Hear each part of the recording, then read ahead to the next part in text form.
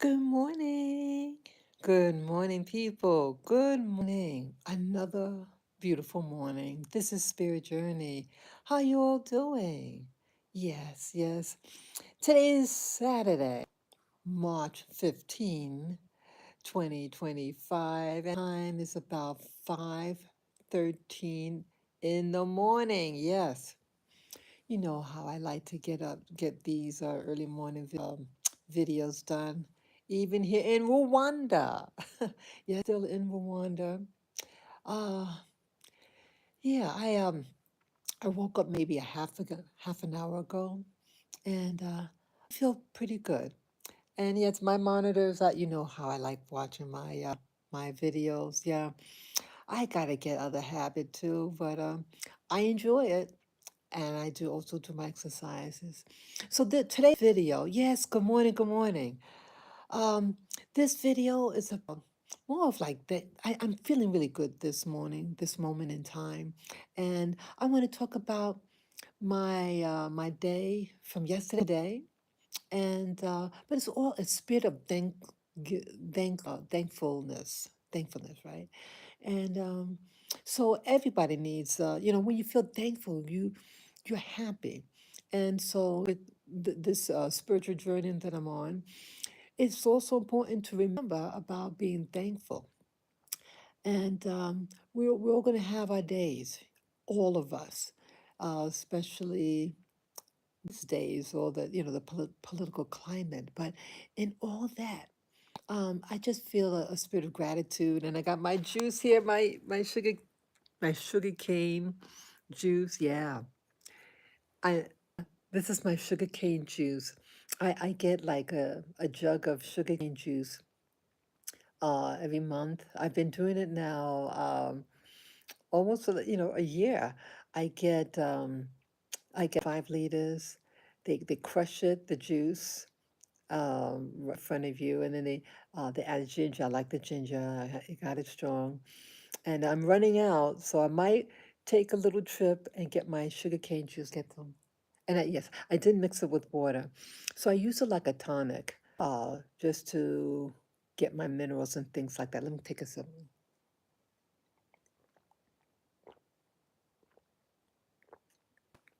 Yeah, I try to remember. Yeah, I have to try to stay hydrated. Yes, you can get you can get dehydrated very easily. Yeah, especially when you're living in a hot climate and you're busy and everything. I just feel good, and I just want yeah. Oh, that's my doggy grooming table. That apparatus there. So yeah, it's not the other. Yeah, but I feel good, and so it's going to be a little bit of mixed with different topics here.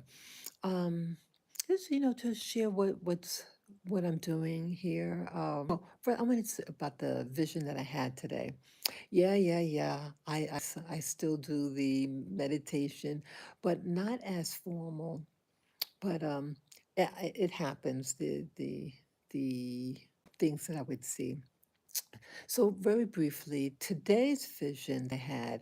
Um, oh, there were several things, but what I do remember, there was like some type of panel.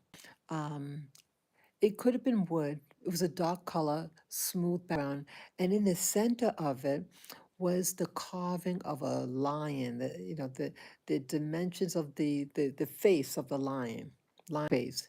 With the big, the mane here.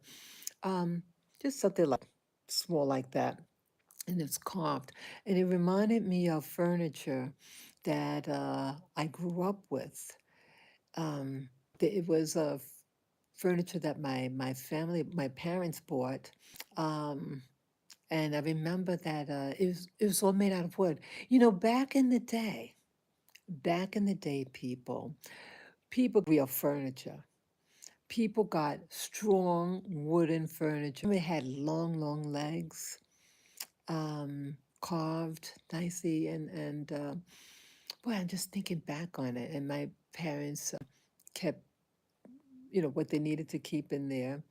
I was like a like an ornate narrow table, like the width of the table, mm, maybe a foot and a half, something like that. No bigger than a yard, maybe smaller than a yard. And then it was wide too. Yeah, long table, maybe 8 feet, something like that. I remember it stood on long, narrow legs. Yeah, it was very, I mean, think about it, it was very nice actually. And yeah, my parents, they did not come from a golden spoon, and they bought everything cash, you know? Yeah, they got married in the 1950s, and they were eventually able to buy a home. Yeah, my parents were they were children of immigrants. Yeah, people, when you work smart, it's easier to get to a destination, you know? So I share that and hope that, these days it's hard for everybody to put food on the table. But when you work with somebody, when you work together and have an aim, and the aim was to move forward, start a family. But it seems like these days people are finding spouses or whatever, significant others, and they're fighting each other. That's not going to work. Yeah, I had been binge watching. Yeah, they're very addictive. The paternity lawsuits that you see with the judge from Georgia. Yeah, it's not working for these people. They're working against each other. They're working. They're hurting themselves by this. Fighting back and forth, and the money and the time when they could be building up an empire. you know I didn't know I was going to talk about that, but everything's interconnected, people. Yes, hello, viewer. Good morning, good morning, good morning. When you watch those paternity shows all over the internet, it's it's it's social decay. It's social decay at its worst. People fighting each other. People, mothers don't even know who the father is. And it's quite embarrassing. And you're only hurting yourself. And you think that, you want to, some of the women, they want to trap a guy. Like one story that I saw, they were hopeful. And I understood from a woman's perspective. And also, I'm coming from the military, and you see things, okay? But a lot of these bases, military bases, um, they're near, they usually in the middle of nowhere in a poor neighborhood, and you have, usually places no real industry, that only industry there, military base, and people are desperate. There's nothing there. There's nothing. There's no, like you find in big cities. Things are coming in and out, in and out. Commerce, things are. It's an exchange, a vibrant exchange. And when you don't have that vibrant exchange, you have stagnicity, and you ain't going nowhere. There's nowhere to go, and you feel trapped, and you looking hopeful. And so, in time, most of the people who go in the military are men, and so it's going to attract women. And this one couple was a black couple, um, and I think they meant well. Um, you had a woman, and the guy. Okay, the guy was a veteran. My mistake. Yeah, he used to be in the military, but he's a veteran, and he's working at this store with the lady, a whole bunch of people, and gathering that it was a place where, mm, uh, a low budget place, but people hard and all that, and there's nothing really high. Everybody knows everybody's business, and these were young people, in their 20s, and uh, they hooked up. And he had a place, he had his own place. He was 25, about 25 or 27, and she was younger, and uh, so he had a background. He's a veteran. He had his own place. He had a little job working at the same place as the lady. and has, I guess, some education. And yes, they got together sexually, and she even brings the guy to meet her mom. This is all happening in 1 month period. And the mother used to go over his house and cook and clean for him. Oh my God, cook and clean for him. And she was like, really, she said, oh, she whispered to the daughter, the daughter is giving her account. Oh, the mother was also there with the daughter on the paternity show. And that the mother says, oh, I think you hit it really big. It's not like the other the loser guys that you had before. This one looks very promising. Oh, he seems really nice. We really like him. Oh, you really got the jackpot. And they investing in this guy. And this all happened in 1 month, 30-day period. And so she's cooking, cleaning for guy, visiting, you know, making him comfortable because they want to stay. Well, the young lady gets pregnant and the guy leaves. Yes. And but she knew his name and they were all hurt, and I think even grandma met him. They all liked him. They were all working um together, hoping, it was hope that they'd marry one day. Um so fast forward, he was the father of the baby. And his fear was, see, he already came out of a relationship, a so-called relationship. And in that relationship, a young lady said that he was the father of the baby. And to him, the baby looked just like him. Looked just like him. Yeah, a lot of times with these shows, the baby looks like the dude, and it wasn't his, even though the baby looked like his. And he didn't want to get hurt again. Um, so when the lady got pregnant within the month of meeting, he got upset. But when he learned the baby was his, he was crying because he was very happy because he wants children, but he didn't want to feel that he was being tricked again. So a lot of times it's just, you know, the history of the person.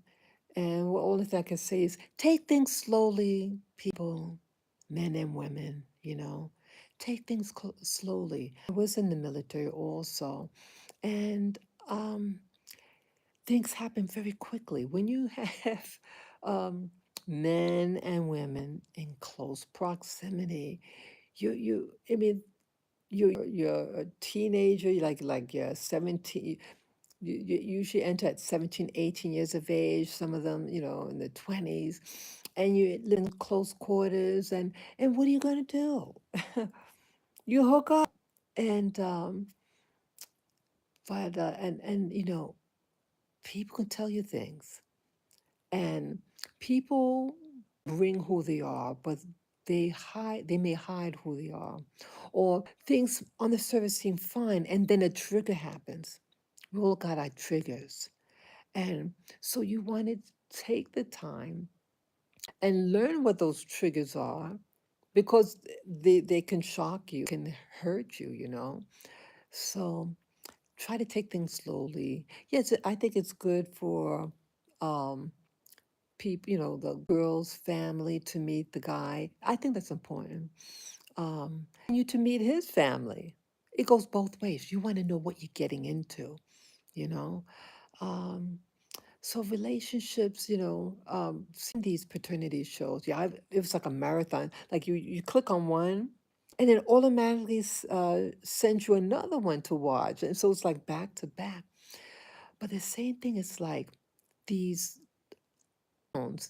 It's like it's a nowhere town. It's a town that there's no real activity. People are bored. People are bored, and they do these things to, they use like sex as a recreation, and things can happen. And many of these people did not use contraceptives. People, there's diseases out there there are a lot of diseases out there, even though you don't hear about it. I mean, back in the 80s, 1980s and 70s, you heard a lot of things, a lot of diseases.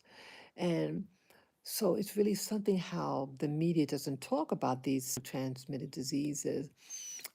Just because someone doesn't talk something doesn't mean that it does not exist. It does exist. And you could be scarred for life with these diseases. They can kill you some. So be careful and use a condom every time. You use protection to protect yourself against diseases and unwanted pregnancies. And I think also some of the ladies purposely don't use contraceptive. I don't know how a woman with any intelligence could not, not use a condom, especially if you're out there and the guys are out there. You have a diseases. So yeah, yeah, I think a lot of them they do it for to entrap the guy. They think the guy would like them more. But if you talk to women, talk to adult women, say, "Hey, how was it that you were unwed mom and now this 20 years ago? How did life change for you?" It's not romantic at all. When you don't know where you're going to get your next meal, when you don't know when you get next meal. It's a panic. You get panicked. And you don't want to fall for that. Yeah, I just think back. Boy, I don't know I was going to talk about these things. But yeah, thinking back when I was in the military, yeah, you did have a lot of women. It's like I was in the Navy and we lived on a ship. We traveled overseas. It's like when we came back, the deployment might be for 3.5 months, something like 3 to 4 months. And so when does a woman start showing their pregnancy? You know what I mean? It takes a while. Yeah, so the people who I served with, slowly when we came back from deployment, you sort of see them with their maternity tops. Yeah, and you cannot stay too long on a ship when you're pregnant. It's dangerous. Yeah, the ground, it's everything's made out of steel, and you're walking, and the pressure could have you deliver your baby early. Oh yes, and you don't want to have a baby in the middle of nowhere in the ocean. No, so they have to pull them off the ship, and they get shore duty, and but it's just for a season. It's not permanent. And then the lady has to sign over baby to an adult. Um, because they have to go back. Yeah, so they're going to be legal guard and the other person, so you can go back on your ship. Yeah, so you have to plan it right, and they made it almost look very romantic. I have to admit, yeah, just being honest, like on the surface, like I knew one girl, back from deployment in January, and I remember we went to a bookstore and we were looking at the maternity books on maternity, things like that. What it was called, What to Expect When You're Expecting, meaning expecting a baby. And she says, oh yeah, she wanted to decide which guy she wanted to have a baby with. I kid you not. She was thinking out loud, and it was between two guys from her hometown, and yeah, I mean, I was just thinking back then, it was just talk, just talk of the day. No, she was serious. And she was younger than me. So she could have been late teens. Yeah, late teens at night. She could have been 18, 19. And yeah, and next thing I know, she was pregnant. She came on board one day and she had a maternity top. I said, oh, wow. She was serious. Um, but sometimes guys could be unpredictable. It seems like people these were, you had a lot of blacks in the military. Um, and most of the blacks that go in the military, at least when I went in the 1980s, um, it's like the economy in the typical black neighborhood. It's really nothing, you know, there's nothing to do, no real commerce, nothing really available. But people want to set up relationships and um, you start a family. There's nothing else to do. So, um, so I think for her that she settled down. Um, yeah, she had a apartment off base, and I went to visit the baby and everything. Um, but it always doesn't work out. You saw incidences of one night stands or no call, no show. Yeah, this one young lady, she was a tomboy and but nice tomboy. She was nice. She was of Mexican heritage. She was short and she has curly hair, large curls, and the other girls on the ship, the other black girls on the ship, they wanted to help her out. Says, oh yeah, back then, it wasn't a lot of Hispanics, mostly white, yet a lot of black Americans, and then just a smidgen of Hispanics. Yeah, her background's from Mexico. Very nice lady. Um, and so they want, because she's a tomboy, they help to get dressed. You know, they even put makeup on her, trying to make her look more ladylike. And she was to meet up with the guy. You know, they had like a base. They had like a place on the base for dancing, that for enlistees like myself. Yeah, so like you're like a E1 to like a E4, something like that. And they all mingle. That's where you mingle. They have music, drinks, and all that. Well, she's all dolled up, and the guy never showed up. And it was discovered that he was with another person, and he came back with a hickey. Yeah, you have things like that happen. People's common sense. Oh God, all this common. Let me get my water, my sugarcane juice. Wait a minute. I'm sorry.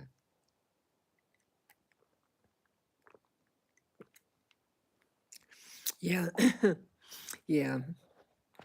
So you have to be really careful, ladies. The guys would tell you anything because they want to get in your pants. That's all. They'll even say that they love you. They don't love you, they love sex. And they're addicted to sex. I mean, these are dudes, they're in their teens, 20s.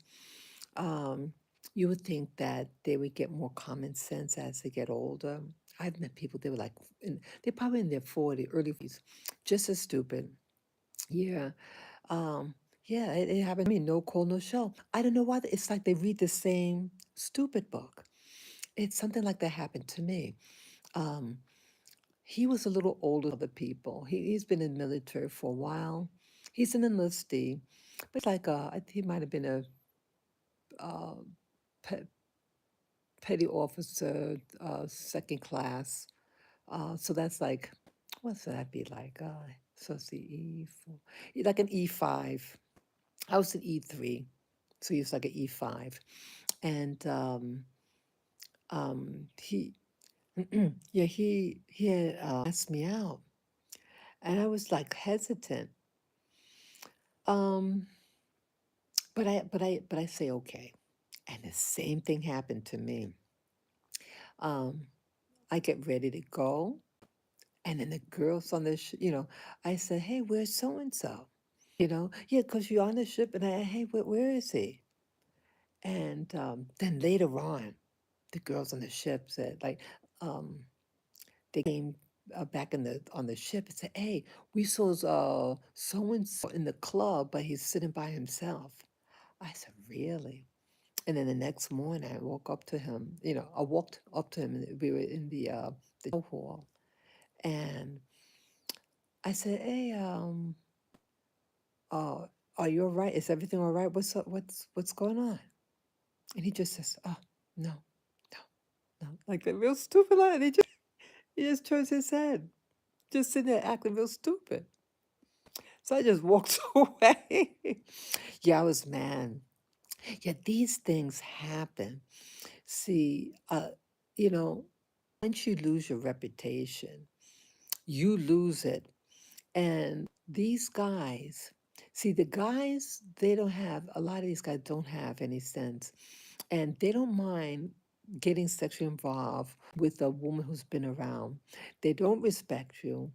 And they all tell the other guys who they got it from, you know what I mean?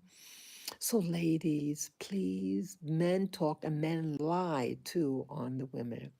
There's some of them may say that hey, they did so and so and didn't, you know, and they try to trash you that way. So I'm just saying, ladies and gentlemen also, use your head, use your right head, and be careful who you get involved with. You don't want to be in that position, even in the military. I mean, the military, you know, you get your check, but then you find someone who's going to take care of your baby, you know. You don't just, you know, kick you out of the military because you get pregnant. You have to sign that baby over. And if you don't come from a stable home, um, it's going to be a problem. You don't want to leave your kid with just anybody. So, yeah, women have to be more careful and take your time, you know, take your time. So, with that, I didn't know I was going to about that in the military days, but I thought it was important because um, it could make or break your life, who you get involved with. And you want peace of mind. And that's what also led me to this conversation today because I woke up and I feel good this morning. And I feel good about yesterday. Um, yeah, yesterday was just very positive. Oh, was it? There was might have been another thing, another vision. Yeah, I mentioned about the lion thing. Um, I almost forgot to talk about this other vision that I had. You know, I do this meditation. Yeah, so the first vision that I told you about earlier today. It's about the carving of the face of a lion on a some type of panel. Look, it was a small lion face, about maybe an inch and a half in diameter, nicely carved, and it reminded me of this table, this table that we had growing up with the long legs. It was nice. But I forgot to mention the other day, I had another vision. I saw this, it looked like a stuffed doll. So it was a caricature of a person. I don't, it's an, I don't know the name of the actor, but it looked like this well-known actor back in the day. Um, but I don't know the guy's name. I just know he was a cook, you know, white fellow, and he has like whitish hair, but you know, because he was older, and the doll, it had like a real stupid face. Yeah, this is what I'm seeing. You know, I did my meditation thing. You know, when I wake up in the morning, I keep my eyes closed and you just relax and you just stay focused and like as if you're able to concentrate forward. You know, keep your attention forward, and then an image appears. And so this will look like a caricature of this well-known actor. And no, it wasn't Gene Hackman, and it's not the guy from Back to the Future. You know, that guy had the white hair, the professor. Not, no, it wasn't him. But I know the face, and it had like flat, like it was flat on top, and the width of the face might be like this big or something. Not that wide, but like on the flat here, and then this side of the head, like went on. It was flat on, but on an angle. It went straight down, and I think it had prominent cheekbones. Um, and it was long face, and it had a stupid expression on his face. It looked real stupid. And then the hair on the head, I think it was a white color. I forget, but it stood up like this and went for like leaned forward. It looked so stupid. It looked stupid. And it had like really like round, long eye, you know, real big on the face. And it had an open mouth looking really stupid. Yeah, but it looked like a well-known person's face. And it's not the first time in my vision that I've seen dolls or something like that, a puppet. Yeah, pre-COVID, I had seen these pups, and it looked like the movie, like there was a movie that came out many years ago. I think of 1960s or 70s, David and Goliath. Those little puppet, like it's computer. I mean, they used like a photography, like they have these figures, and they put in a position, they snap a picture, and then they put it in the next position, snap a picture. So it looks like movement, that puppet or muppet, whatever, is moving. But it's all done like with photography like that. Um, and then they put sound to it. It looked like that, the type of fabric that they did. And I saw these, like, it looked like it was in a storage room. And it was it had a black or slash Negro doll. And the dolls were look tall. They look about maybe 2 feet tall. And they were standing and leaning against each other. Look, in a storage room. It was in a dark room. Uh, it had enough light so you could see it. And then it was talking, but don't get audio. And I said, who is this? Yeah, to this, I don't know who that Muppet was. Yeah, because I went on the internet to see if I saw that one. But it also looked, it looked real stupid. Not as stupid as the one I saw yesterday, a couple of days ago. Yeah, this one, uh, it looked more lifelike. And then you see the mouth was talking. Oh shoot. Yeah. The lot I think people with these vision things, like um I used to see it a lot. I believe there is a different dimension. I call it a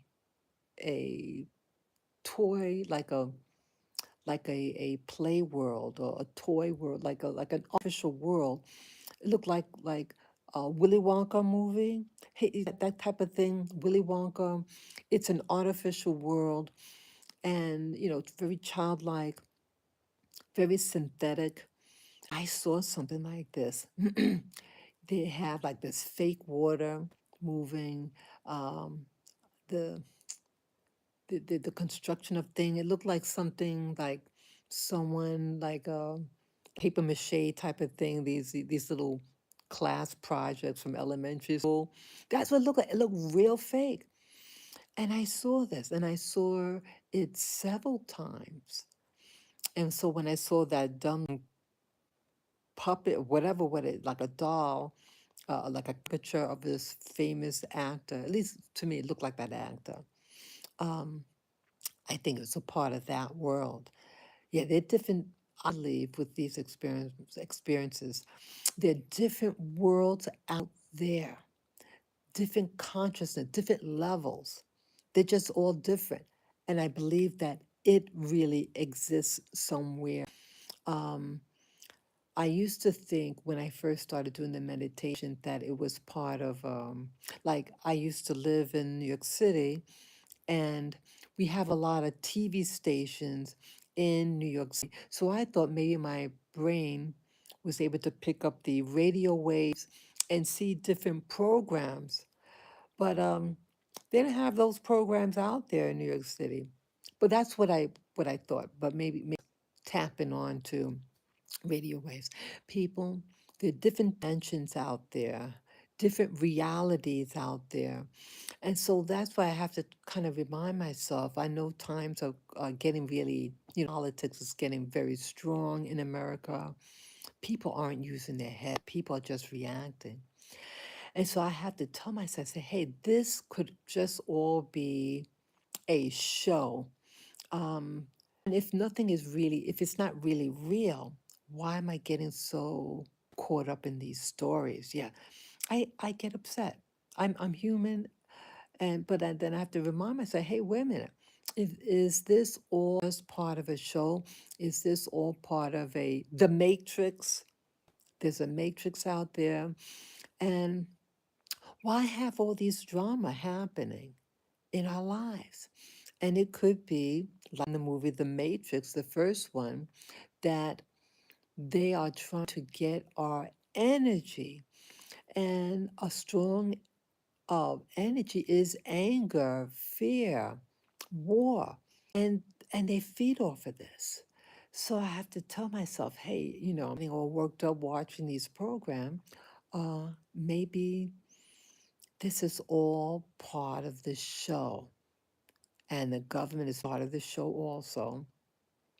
So you figure it out. What it could be for yourself. Yeah. Um, I think let's see. There was one, I think I might have mentioned it. Yeah, I saw sometimes what I see when I'm having my vision. Um, I might be outside of something like that. I'm seeing something outside. I feel like I'm seeing through the eyes of someone, the participant in this thing. It's really weird. Um, I'm not sure if I mentioned it before, but what happens sometime, like someone is watching, is looking in my direction, and like the person, I saw the person's finger, the index finger, and they're like poking. They're trying to, they touch it, trying to something. Yeah, and it was real close. The light was dim like how it is now. So and it was hard to see. Yeah, so people, when you're doing these meditation things, your consciousness could be out there, but you can also be seen, perhaps. And so someone was touching. I don't think someone would walk up to me if I had shape, and someone trying to poke at my, like you can see that they're trying to touch something, like they're touching the lens of something.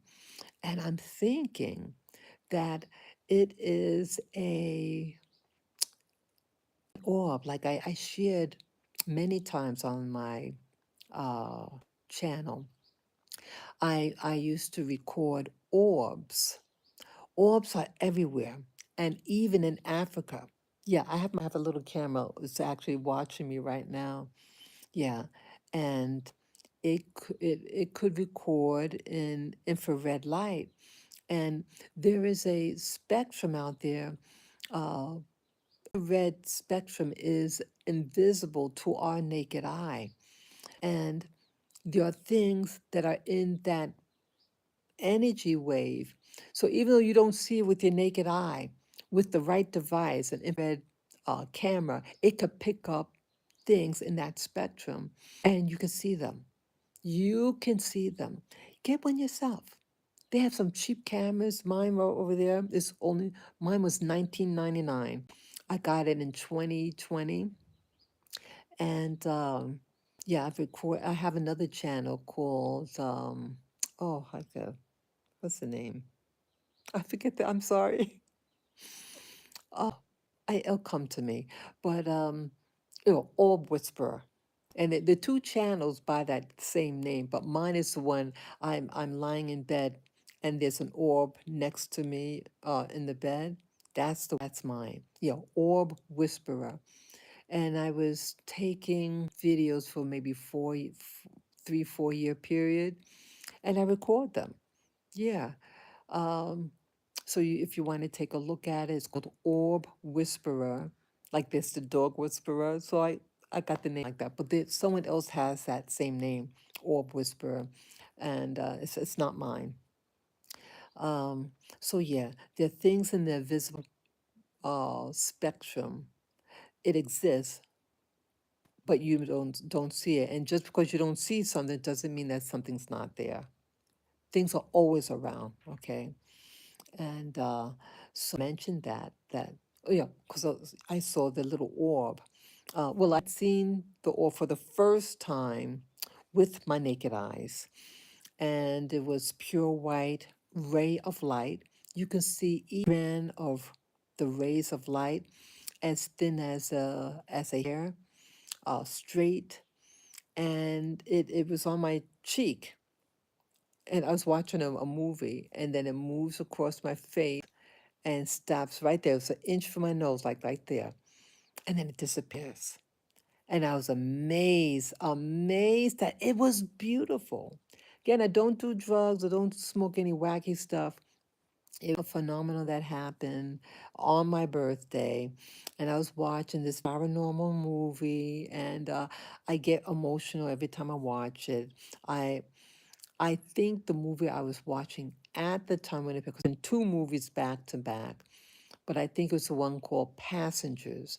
Passengers, that movie grips me every time, and I cry, and I was watching it, and the thing appeared, and I think it appeared.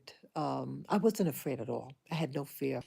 You just see a pure essence, and I think it was trying to let me know that I was not alone, and that is really opened the door for me about finding out about more paranormal stuff, about realities, you know.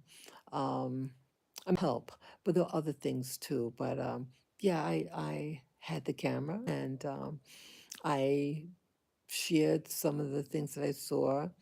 But interesting, I haven't seen with my naked eye since then, you know.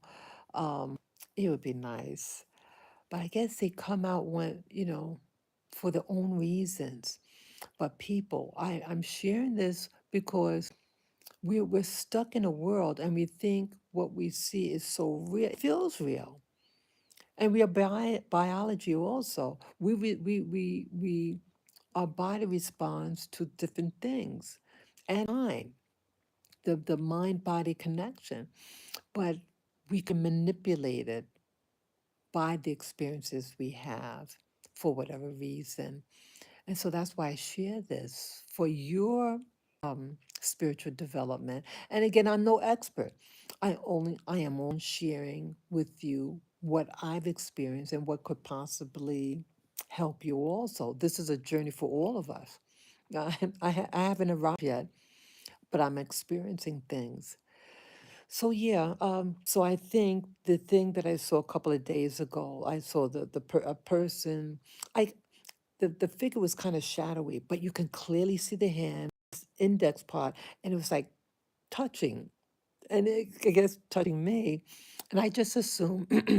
I'm wondering when I do these meditations sessions where I'm appearing as an orb of light, and these people well, they're curious and they want to touch it. It's not the first time. The other things, and you never know where you're going to materialize and or where your consciousness is going to appear. Um, I've appeared, or I feel that my consciousness had appeared in unlikely places.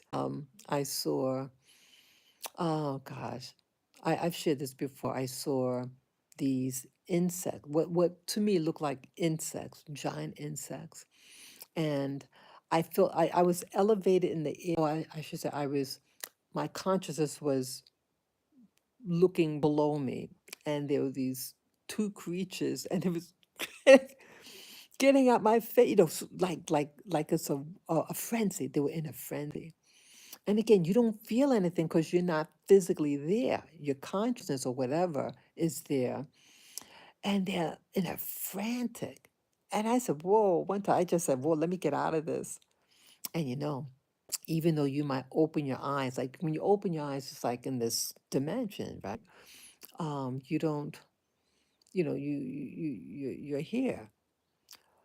But and then I thought, okay, let me close my eyes. Maybe that's just a bad connection, right? A bad connection. So I reclosed my eyes, but it resumed, and they were really frantic. So even though you might initially open your eyes to like disconnect, like a phone, a telephone call, you want to disconnect, you just right, and then you pick up the handset again. Well, sometimes when you hang up a phone or old-fashioned phone and you pick it up again, if that other party didn't disconnect, you could still be on. right? Remember that in the old day? You have a phone handset, you put the handset down, and then you pick it up. If the other person didn't hang up, you might still be connected and they can hear you. And you might think like you dialing the phone. I mean, people have said this. But the person went to dial a phone, and the other person's still on. And say, "Hey, I hear you. You know, you click on the phone. I didn't hang up yet." That's happened. So I'm thinking that's what's happening. And so our essence doesn't disconnect right away. Just because you're here, your conscious didn't separate. It's really weird, people. And I'm thinking about I would like to learn more about these phenomena of my um, meditations. And that leads me to kind of like the next topic. Yeah, I'm feeling pretty good today. I had gone out yesterday with my little fur baby. Yeah, let me show you him. He's resting right now. Let me show you him. That's him. Yeah, that's Lavi. Yeah, okay. Yeah. He's resting. Yeah, he didn't eat as much yesterday. I have to be mindful. Yeah, he was eating his food real good, but I know like yesterday, um, and the day before yesterday, he didn't want to eat all the food. And we went for a big walk yesterday, so I have to be very careful because he's still being treated for his autoimmune. Yeah, my little fur babies upon coming to Rwanda caught a bacteria infection, and my girls passed away uh, a year ago in January, and my little boy is in treatment. He'll be on the medication for the rest of his life, so he has to be monitored monthly, and so I have to be real careful. Yeah, it goes like in waves, people. One minute you think he's going to improve, and then it goes. I'm back and forth in the hospital with him, so so I have to be mindful um, that nothing is happening to him. So either way, we went out yesterday, and he seemed to enjoy himself. My little boy there, his name is Lavender. Those of you who don't know, yeah, Lavender, Lavi for short. Yeah, we had a really fantastic walk yesterday, and I felt a feeling of gratitude. Yeah, I kind of changed up my walk, my early morning walks with him, and it felt wonderful. Yeah, I like going early morning because it's nice and cool, the weather. But I went a slightly different route yesterday. I went, what's that road? Trying to remember. Um, I'm trying to remember now. Let's see. I went towards, what's that? It was a side road. It was near the school. Um, but I got lost. Yeah, I thought yeah. Oh, I remember. Okay, so yeah, I remember now. I went to this arena where everything's paved roads, and then I took this other road going south of the valley. I haven't been there in months, and it was really nice. So we go down in the southern valley, came up, went through this. Yeah, it's so big C shape. They have this road, and it just goes on and on. And I went through there. Yeah, it's real. Yeah, it's really interesting. They built up these. The rich and the poor live right next door to each other in Rwanda. Yeah, they're doing a lot of construction, a lot of construction. And so someone can have a nice fancy house, and they're right next to a shack. But everybody seems to respect everybody's space. I like it. So I went through that neighborhood again after over 6 months, I think it was. And then um, I came up through where what I call Happy Street, the that that road, but I didn't go through Happy Street yesterday. I went past the entryway, and I found this other road that's just south of it, just a couple of feet south of it. Excuse me. And I said, hey, I never been through this road. Yeah, because I was going to take the road right next to it, parallel to it. It's a straight road. It's the Cobble Street one. I said, hey, I've always been on Cobble Street. Let me investigate this one. I was in a good mood. The weather was still cool outside. I had lavender with me, and I went for it. I love it, and I want to do it again. I had a fantastic, it was fantastic, fantastic walk. I had peace like you wouldn't believe, people. Yeah, here in Rwanda, here in the country of Rwanda, I took that step. When I get the courage, I go for it. A lot of times I don't have courage, but when courage hits me, I said go for it. And life is about exploration. And I was curious what was on that long road. Yeah, they're doing a lot of construction on that road. It's advertisement signs about you can buy land and have a development here. So I wanted to find out where it was. Yeah. And a lot of the roads all interconnect each other also. So through the road, and then I saw this school.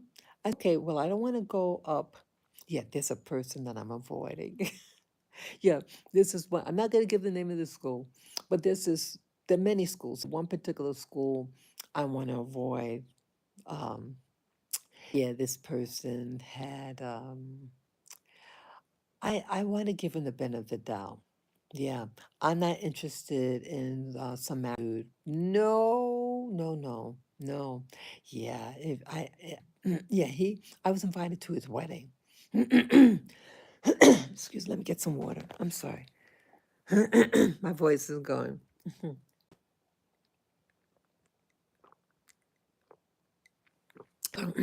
Sorry about that. Let me sit up. Yeah, yeah. I was invited to his wedding. I didn't know he was starting to feel in a certain way. Honey, I'm not. I'm old enough to be his mama. I'm not interested in young dudes like that. Yeah, and so told him, don't get in contact with me anymore. And yeah, I felt he was getting manipulative. He had sent me a text, and yeah, he wanted to come over, and I said I can't have you here. I said maybe with your wife there, your wife get in contact with me. Excuse me. And when it's convenient for her to have a guest, he made mention about, oh, that he wants to see me, and then I just he sent me a text like crying tears, the emojis, crying of it's about four emojis of crying. Oh, please. So that's when I felt. I said, I said, I hope you'll understand in the future. I said, look, I don't think it's a good idea for us to get in contact. Please don't contact. Do not text or phone me. You'll understand in the future. Please focus on your marriage. And that was it. And so I avoid the area just to, it's wisdom. And so when I had went through that road, and then you had to make like a right turn going up the hill, and that was the school. I said, "Oh, I won't go there." So I said, "Let me just go around the school." And that's when I got lost. I said, "Oh, it was like a side road, like to go through a someone's field, their banana field. I think it was banana or cornfield. Yeah, they got a lot of agriculture here." So I went through it, thinking that it was gonna go cut. Well, yeah, I got. Yeah, you never know. If you go through the wrong alley or whatever, uh, you have to like back up and go somewhere. Yeah, so I got a little lost, and in that process of lost, I bumped into Veronique, who you might have seen in my live stream. Yeah, I was on Happy Street a couple of days ago, maybe 3 days ago, 3 or 4 days ago, and Veronique was there, and we hugged each other, greeted each other, because it's been months since I've seen her, and she got a new job. She got a job, and she's in her uniform, so I'm happy for her. Yeah, you don't make. I would imagine you're really not making. I don't know what the what the wage is for. God, there goes my voice again. Early morning voice. I apologize.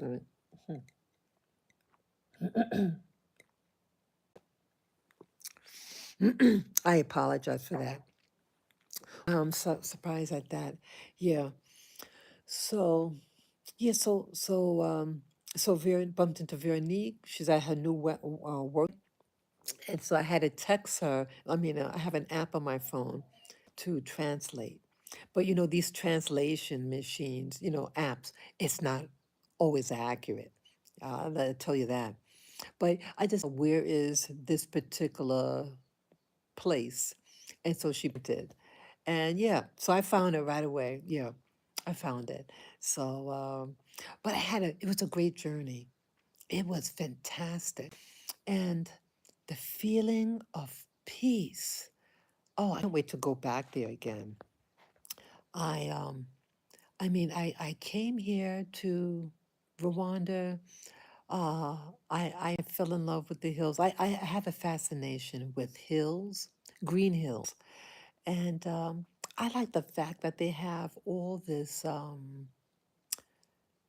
agriculture.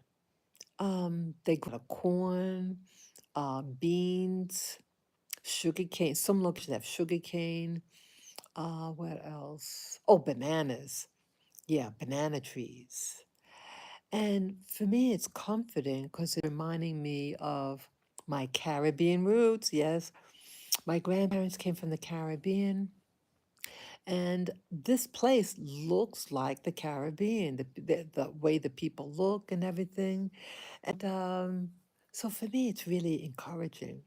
So I walked maybe, yeah, I walked 4.5 miles. They have an app where it shares with it it marks like on a map where you physically travel to. They do it for like if you press if you're walking or running or you're in a car, and they'll show you where you've gone. So I had that on, and it shows you how many miles you go. So I went 4.5 miles yesterday. Yeah, yeah. I took my time, and it was beautiful. I people, I had so much peace going through um, the fields, the cornfields, and it is life is about enjoying, and we go through life, and a lot of the people aren't living anymore.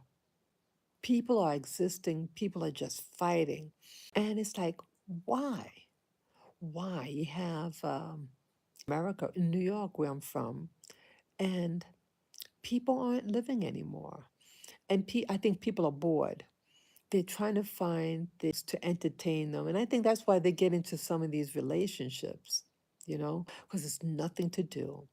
And I said, find something to do. Get out there and walk. If it's safe for you to walk, when it's safe for you to go out and walk, go for walks. Maybe you can start like a group of people. Hey, let's get up in the morning and we could do a pack walk. You could do a nature walk or just walk through the neighborhood if it's safe to do so and when it's to do so, you use wisdom. But I enjoyed it. I enjoyed it very much. And I'm really also reaching out to the Black community in America, anywhere. See, I'm watching. See, I have my monitor on. Yeah, I was watching a video, and I was watching a video on different countries. And even though I'm in Rwanda, which is a country in Africa, it's a small country. Um, I was watching thing on oh these West African countries. Yeah, I had my DNA done, and well, most of it is, West Africa. Just what you would assume, if you come from a black person from the Americas, many of it came from the west coast of Africa. And I was watching, oh, what country? Um, I was watching different African countries. And it's really interesting, the different countries that are out there. But in particular, I was watching something on Namibia. That was a German colony, it turned out. Um, let's see. I also watch Cameroon. Yeah, I was watching Cameroon, the country Cameroon. You don't hear a lot about Cameroon. Cameroon was a French colony in Africa. And I, yeah, it turned out with the DNA. Like I did two DNAs. One was the family tree DNA. That's a European, focus DNA company, but they do for all genetics. But I mean, who it's owned by, that's what I mean to say. And then they have the African one, owned by Black Americans. And they do DNA, but with a focus on catering to, I'm watching my dog. Okay, he was doing this work. He was stretching. You okay, Ivy? Yeah. Yeah, I'm very mindful of him. Just Lavender. Okay, baby, come here. Come here. I just want him to stay out of trouble. He's by his crate. Okay. Away from there. Good boy. Come here. Come. Come, Lavin. Lavi, come. He's staring. Good boy. Yeah, I still very mindful of him. Yeah, 'cause, a dog is a dog. Good boy. Good boy. Yeah, yeah, you want a treat. Want a treat. Yeah, you're a good boy. You're a good boy. Okay. Yeah, he doesn't like coming on the couch. It's too warm for him. Yeah, even back home, I had this big bed, but it would get too hot. The foam, I had a foam bed. I forget, some type of foam, and it be too warm for him. So he and his little sister, the Shih Tzu, they would get too warm. So it's just Lily. Lily liked the bed. She could stay up. Yeah. So, but the Shih Tzu and the Guineas, yeah, they I think they get too overheated, and they like sleeping on the floor where it's nice and cool. So, yeah. Um, so yeah. So going back with Africa now. Yeah, I wanted to share this with yeah, because I was feeling so good yesterday and just feel that peace being in nature. And so yeah, I'm watching a lot of, yeah, I like my YouTube, sorry, my YouTube. And I was watching different African countries. And so I watched Cameroon. Oh, I remember. Cameroon, the African DNA company that I use. Um, they claim that my mitochondrial DNA matches very closely to the Tikar, Tikar, Tikar tribe of Cameroon. And so I was watching Cameroon. I was excited, people. I was so excited. Yeah, what is amazing. See, I think this is very important, people, because see, there's a lot of things that's happening in America, and the I mean, my purpose of this segment of this live stream, it's not about victimization and hate the white man. No, I'm not about that, but about like if a place is working for you, find a place that does.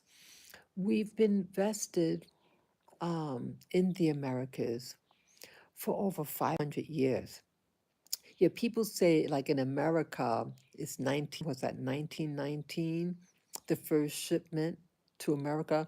But see, what they fail to talk about, that wasn't the first. See, it's deceptive when when you focus on the 1919. Yet maybe first ships to the slave ships to what we call the United States happened in 19, what do we call it, the British, under the British system. But the Americas had a trade going through the Americas, all throughout the Caribbean, Central and South America. And they you find those cultures in the Americas. It was well established about 100 and more years before 1919. I mean, I'm sorry, I said 1990. I made a mistake. I meant to say 1690. That's big, big. Let me make that correction. And my apology for misspeaking. 1619. 16, okay.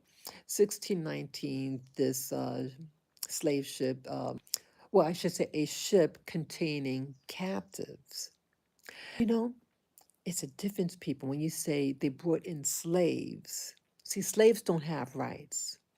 And that's why you feel like crap, right? It's what you say. They sent prisoners of war, POWs. We are POWs. POWs have rights. POWs have names. When you just say slave, you just dismiss it. And my growing up, you dismiss it because a slave doesn't have rights. A slave's not considered really treated like people. But they are people and they have feelings and they have their histories and they have their stories. Don't dismiss yourself. They were prisoners of war. They came from somewhere. They came from a political system that was happening of the day. People were being kidnapped or, again, exchange of goods. There was an exchange of goods, right? But see, empower yourself, people, with what you say. Yes, they say they take, they focus on, oh, you're just a snow. You had, you come from a nation of people. You're prisoners of war. And the war is still fighting. And so my coming from, my background is, as I mentioned earlier, the Caribbean. Well, my grandparents came from the Caribbean. And, but throughout the Americas, I have a database that one could, oh, I found it by chance, but it's easy access. I don't remember the name of the website, but I was doing just going on the internet, typing in keywords about uh, ships or slave ships, um, and there's a database, free access, and they have like a database on when these ships came to the Americas. Everything was documented, heavily documented. And you had one of the early ones was 1504. It was 1504, that's 1504, or was 1503, around that time.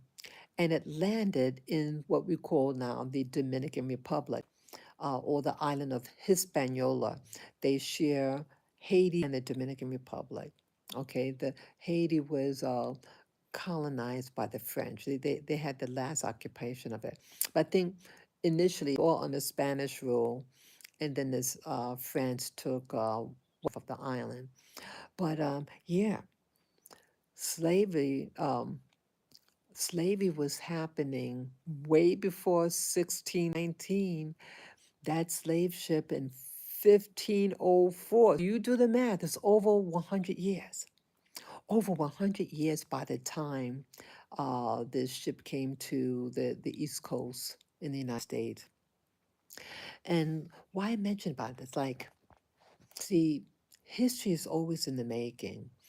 And by watching these shows on different countries in Africa, um, they like the DNA test that I took said that the African one said that uh,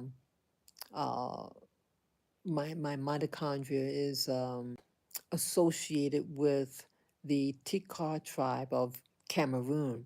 And so I saw one of the videos. It was a documentary on Cameroon. Fantastic, fantastic people. I felt so much at peace watching it. They were vibrant, very vibrant. Um, they wear their African fabrics, beautiful fabrics, and they were doing dances. You had a visitor there, and yeah, they know their craftsmanship.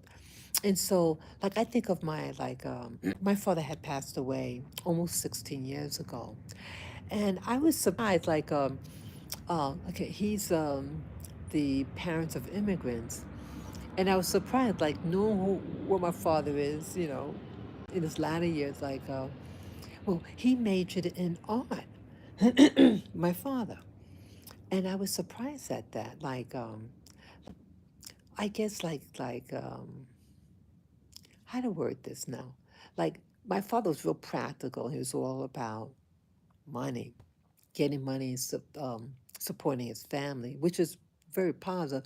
But it was like became almost like an obsession for him.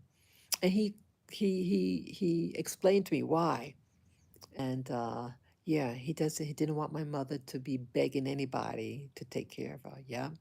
Yeah, he passed away, and they're still alive and everything. Uh, but I give him all, you, even though me and my father were staticky, um, but a lot of things I respect about him, and more power to him wherever he is, his spirit is. Things that he did teach me. Yeah, he started out as an artist. He um, he did extremely well in high school. He was the second or third highest in his school. And many people back then, he went to school in New York City.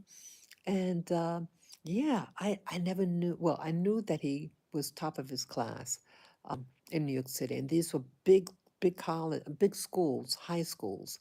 And many people were back then were from other countries, children of immigrants as well. It was integrated. New York, the schools were integrated. He went to school in Manhattan, but yeah, he goes to he went to City College in New York City. He graduated, and I was surprised he was to go into art. Yeah. So why mention about that? See, you can take the person out of Africa, but you don't take the Africa out of the person. And that's pretty much what I learned watching the thing with Cameroon. Now, again, my mitochondrial DNA is from my mom. Men also have mitochondria, but they get theirs from their mothers. Mothers pass on their mitochondrial DNA to their children, male and female, but men pass on their Y chromosome to their sons. Okay. And so they're different. So you kind of like trace like your mother's mother, all your father with the Y chromosome. And some things in the chromosomes don't change over time or very slightly. So they can kind of like see who your genetics share. And so for me, for my mitochondrial DNA, that means every one of all my siblings and my aunt's siblings, we all have the same mitochondrial DNA. And so you can kind of like track where. So allegedly, they said that my share with Cameroon. And so Cameroon is, wow, West Africa is something else, man. You to try to, the system in America, they want you to feel ashamed about your roots.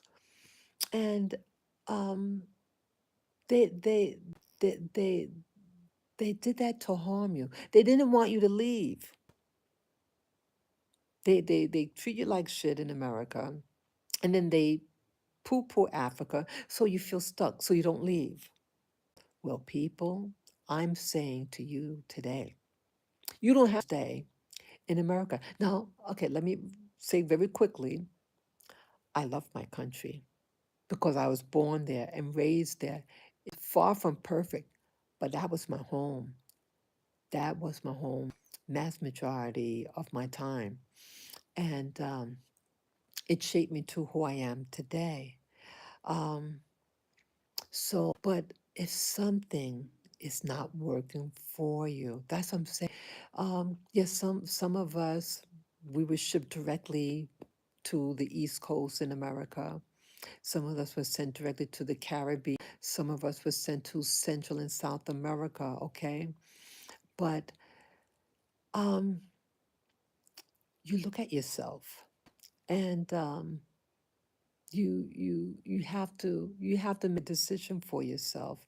And sometimes you get encouraged. See, the internet is your friend and your enemy at the same time. It's your friend and enemy.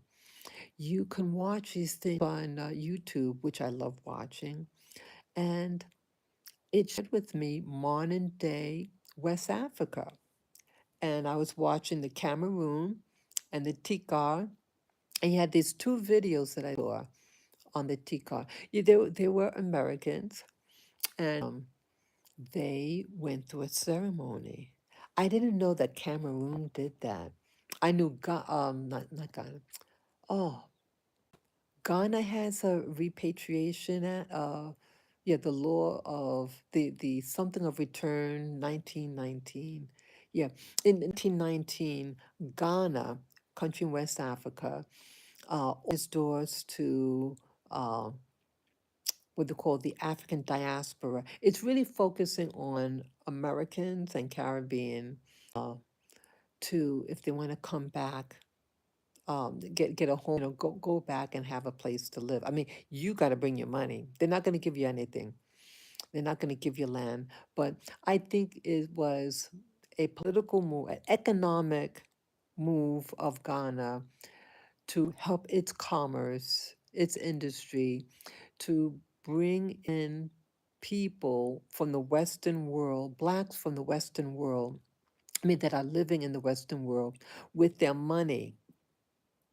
They bring their money and they bring industry, they'll be spending their money, right? Yeah, they're not dumb.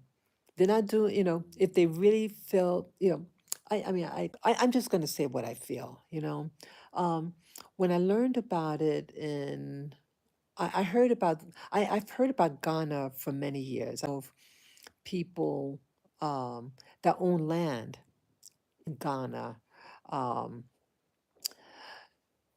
but I think what's going on, like, see, they're not the politics in the Americas, and it's usually with the people that I think they're really catering to are people from English speaking communities, nations like Jamaica. Jamaica, a lot of Jamaicans that do the DNA thing, um, and America, and there's a lot of poverty or social unrest, and Ghana say, hey, we can we'll set up the laws here and encourage them to come to Ghana and bring the money. So I think see, it's economic and it helps the commerce of that country. If they were really, in my opinion, if they were really about bringing home its children, and I'm not saying children in the patronizing way, but the whole concept of being taken from the continent of Africa and being away for 500 years and all the hardship. And these are, in essence, your children, your lost children. You want your children back, right? So if they're really sincere about it, uh, they would be able to bring them back, right? And plus, they have those DNA companies and that African DNA place. If you could show that you have genetics from there, you bring back your children, give them land, help them get started, and yes, they'll bring in their money too. So it's a win-win. But they're not giving land, and they're not giving you're allowed, you can come in, but there's still a process. Yeah, some of the countries making it look like, oh, they just give. No, they're not giving anything away, but they make it easier for you to get entry into the country, but you still have to go through the paperwork and all that, right? So if it's really about bringing back the children, you will provide have provisions for them. But I haven't heard anyone getting provisions at all, and that aspect of it, I am angry about them. But either way, I'm getting off the topic. But they did set up the law of return, to 1919, return. Um, so some of you might want to take advantage of that. Yeah. Oh, West Africa. Wow. Cameroon. Again, they said my mitochondrial DNA is from the Tikar in Cameroon. Man, it's Cameroon is pretty. The size is a pretty big piece of land, and part of it is on the ocean, and then a lot of it's in the interior. So I like the idea that Cameroon does have a port. See, when you're landlocked, when you're surrounded by different countries and you're not by the water, then um, how do you get your goods in? How do you ship out and bring in goods? You're dependent on that other person's country, right? So, like here in Rwanda, we're landlocked, you know and so getting goods into the country, you're limited, and you're really on the mercy of that country that is by the ocean. um so either way, I was watching the program on Cameroon, and it excited me very much because they show these artisans. Yeah, and they teach their kids, with some of them are artists, and they said, well, that their father taught them a trade, and so a lot of things are handed down. And I was also impressed with Cameroon. They had the African fabrics, everyday life, and they had this ceremony. Oh, I think it was still Cameroon.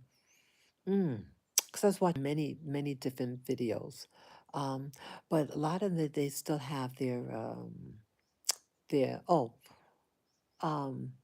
yeah, they do have Islam in the country. I mean, it's mostly Christian, but they also have Islam in the country. And they used to call them kings, but now in Islam, they're called sultans. And so they were doing this ceremony in the new sultan of that village. Boy, they are really, really, I was amazed. Fanfare. That what, you know, every nation is different, but what I'm seeing and here, our, of our ancestry comes from West Africa, and I'm amazed at the fanfare of these people. They like singing and dancing, and it's like music is a big part of them. And again, things are handed down, and my father, um, he started out as an artist. I mean, his father was. I don't think his father was an artist, and so I wondered what happened. I mean, yeah, he was good at art, and and then he moved up the ladder. He worked in the school system, my father. So his entry was, a teacher. He taught art. Then he moved up the ladder and became eventually a principal of a high school in New York City.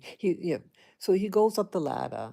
So first you become a teacher, and then you become a school counselor, and then there's some administrative thing, and then you become an assistant principal, and then principal. And so that's what he did, so he can feed his children. But my father told me, yeah, he said, always keep your tools. And my father had he had his tools in, right? Yeah, and these tools back, um, I mean, I think this is really important because I do these videos to encourage when I get insight on something that you can benefit. He said, keep your tools, keep the tools of your trade. And the room is stacked with these tools. And the tools back in the day um, last. Yeah. And my father didn't have money growing up. But my parents never bought on credit. They always had cash. They always paid in cash, I meant to say. So what was theirs, clear and full. We have a lot of people who live off of their credit cards. People, if you have a credit card right now, I advise you strongly, don't use it and cut them up. Pay it off, pay off your debt. They want to get you in debt. Don't you realize even that slavery is a debt? It's a forever debt that you can never pay. You can never pay when you're enslaved. You never pay at all. So if you get your freedom, be free from debt also, and cut those cards because they're designed to keep you in debt. Okay. So I'm also mentioning about my father started out in the art world. Um, because I'm wondering, is it genetic memory?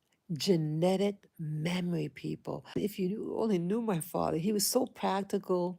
And you would think, oh, why would someone want to be an artist, get a real job, right? Right? I would think he would probably say that, right?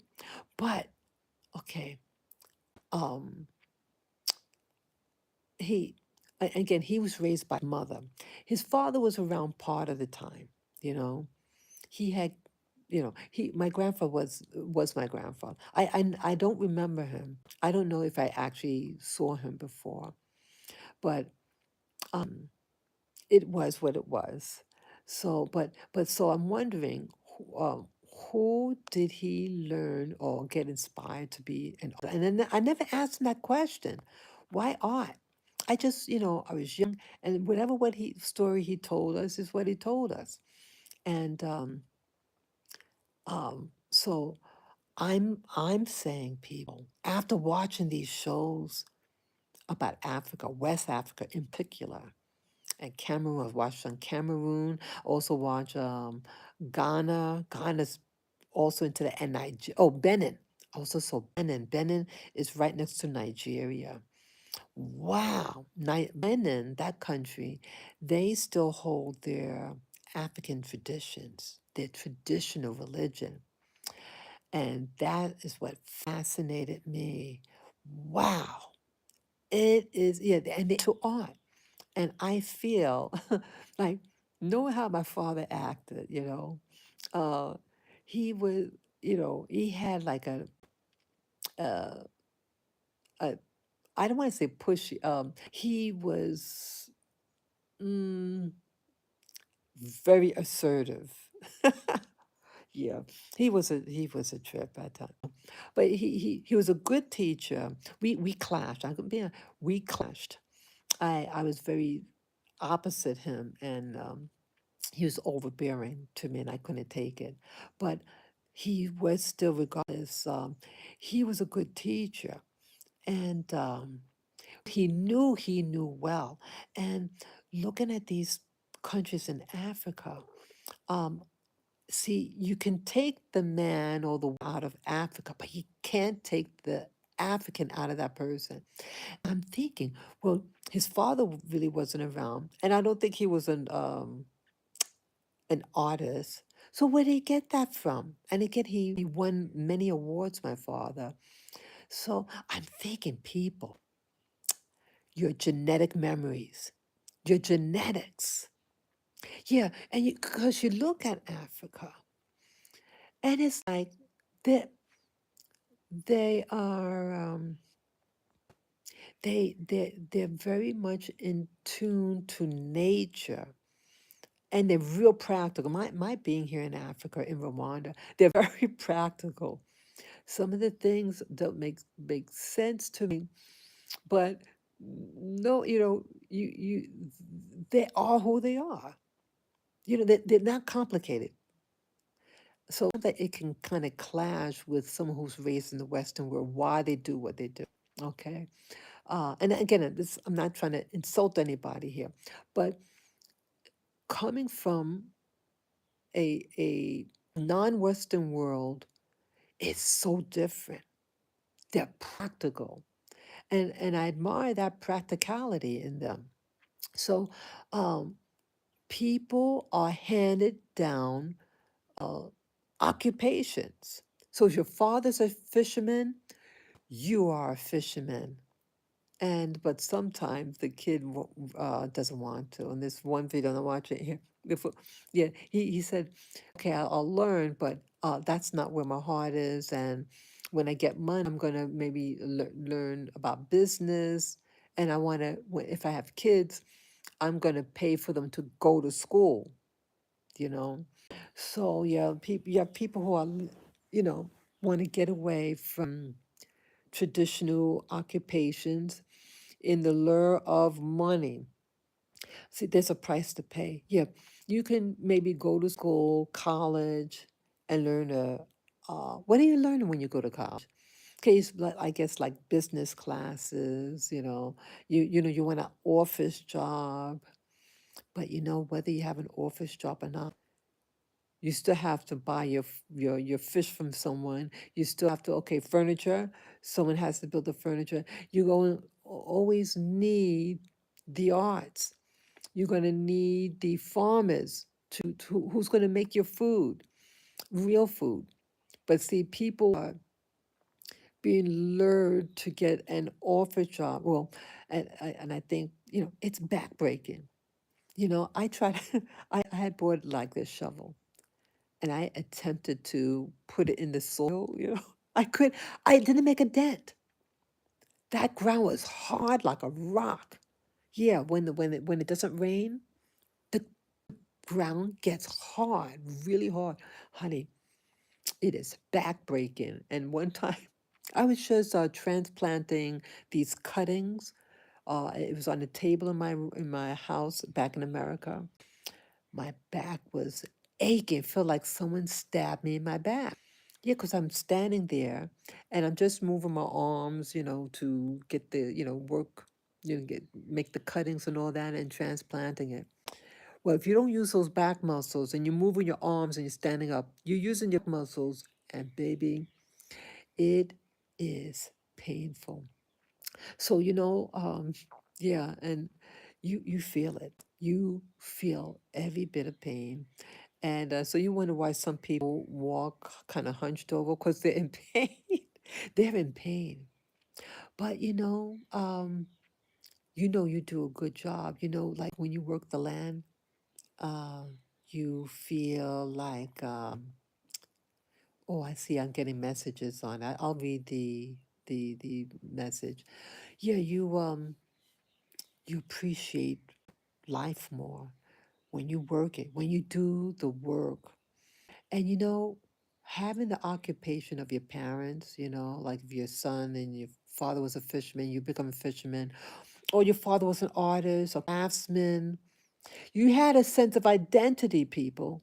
You had a sense of identity. Your identity oftentimes was based on your occupation. I cannot stress enough. I can't stress it. And what's your culture, your identity. But what's happened in America, where I'm from New York City, um, there's no identity of people. People's identity, okay, it's a fly by night. Yeah, people work in the office. Yeah, I worked in the office before. Yeah, much of my work in the office. Um, but this connection, the people that you're working with, you're coming from all different countries, religions, um, and no one is there. It's no camaraderie. People is dog eat dog. That's an expression means that everybody is devouring one another. They are devouring themselves. There's no unity. And then what you have downsizing, like they'll fire a lot of people from the company, and then they bring in cheap labor, cheap labor, cheap labor. So it's not about the task, it's about the money, about saving money. They're not about the task at hand. They're not about the task at hand. They're about a quickie, how to make a quick buck. And so the quality of the goods is lacking because to save money. And no one really knows anybody. You're out on your own, and everybody gets paranoid and trying to devour one another and sabotaging. People who actually sabotage the coworkers. Okay, traditional societies like in West Africa, Cameroon, Benin, uh, Ghana, people learn a craft. They learn the field, and so everybody else in that they are associated with are doing usually the same type of work. Let's say you're a weaver, you make cloth. They do a lot of cloth fabrics. I meant to say fabrics in West Africa. Yeah, and they teach the methods like the lost wax, the wax method of printing fabrics. And it is amazing the work. These are artists, these are true. They're good at what they do. And they have a net, they know other people do the same work and they help each other out. Those fishermen, they help each other with the fish net get a hole. They work together and they sew it up. This is community. This builds identity and unity in the people. And I was ecstatic. I was like, wow, it was amazing. It was simply amazing. And then you got the people, and they're sitting there. Oh, I don't want to do this. Oh, okay, they don't. Maybe their genetics is now. See, I also believe that yes, you have genetic memory, and I don't know how a person like my father, knowing my father, why he would use art. Um, how would he choose that? Who inspired him for art? Okay, genetic memory. And some things don't die in your genetics. It's in you. Like some people are singers. And it seems like in West Africa, it's music is a big component in their culture. And so I'm also thinking that like in America, like um we call black gospel music. I used to be into gospel music in the late 80s, early 90s. And it's very like it's so unique to me. It's a unique sound, black gospel music in America. Um, where did they learn that? Genetic memory. See, you can take the person out of Africa, but you don't take the African out of the people. And so people like, these rap artists, hip hop community, I I'm speculating a lot of these people are connected genetically with the love of music. And these people from West Africa, boy, they are into music and dancing. Remember the TV show Soul Train? Soul Train, yeah, back in the day. Okay, sorry, back in the day. Yeah, things, people were still a part of their community, the black community. So a lot of the traditions from the church music, a lot of places in America, in North America, blacks didn't really have an outlet where they can go and just be themselves. And the only place that they were relatively safe to congregate were in churches on Sunday. So church life was an important life in North America. There, they were able to express themselves through music, singing, and dancing. If you notice, a lot of the people back in the day from the 1950s, 60s, 70s, and 80s, where did they learn how to do what they did? In church. In church. Well, a lot of people aren't going to church now. A lot of people aren't going to church because all the scandals. But you notice now, the things that happen in the church, what are they doing in church? They're violating the children. They're violating the children and the women.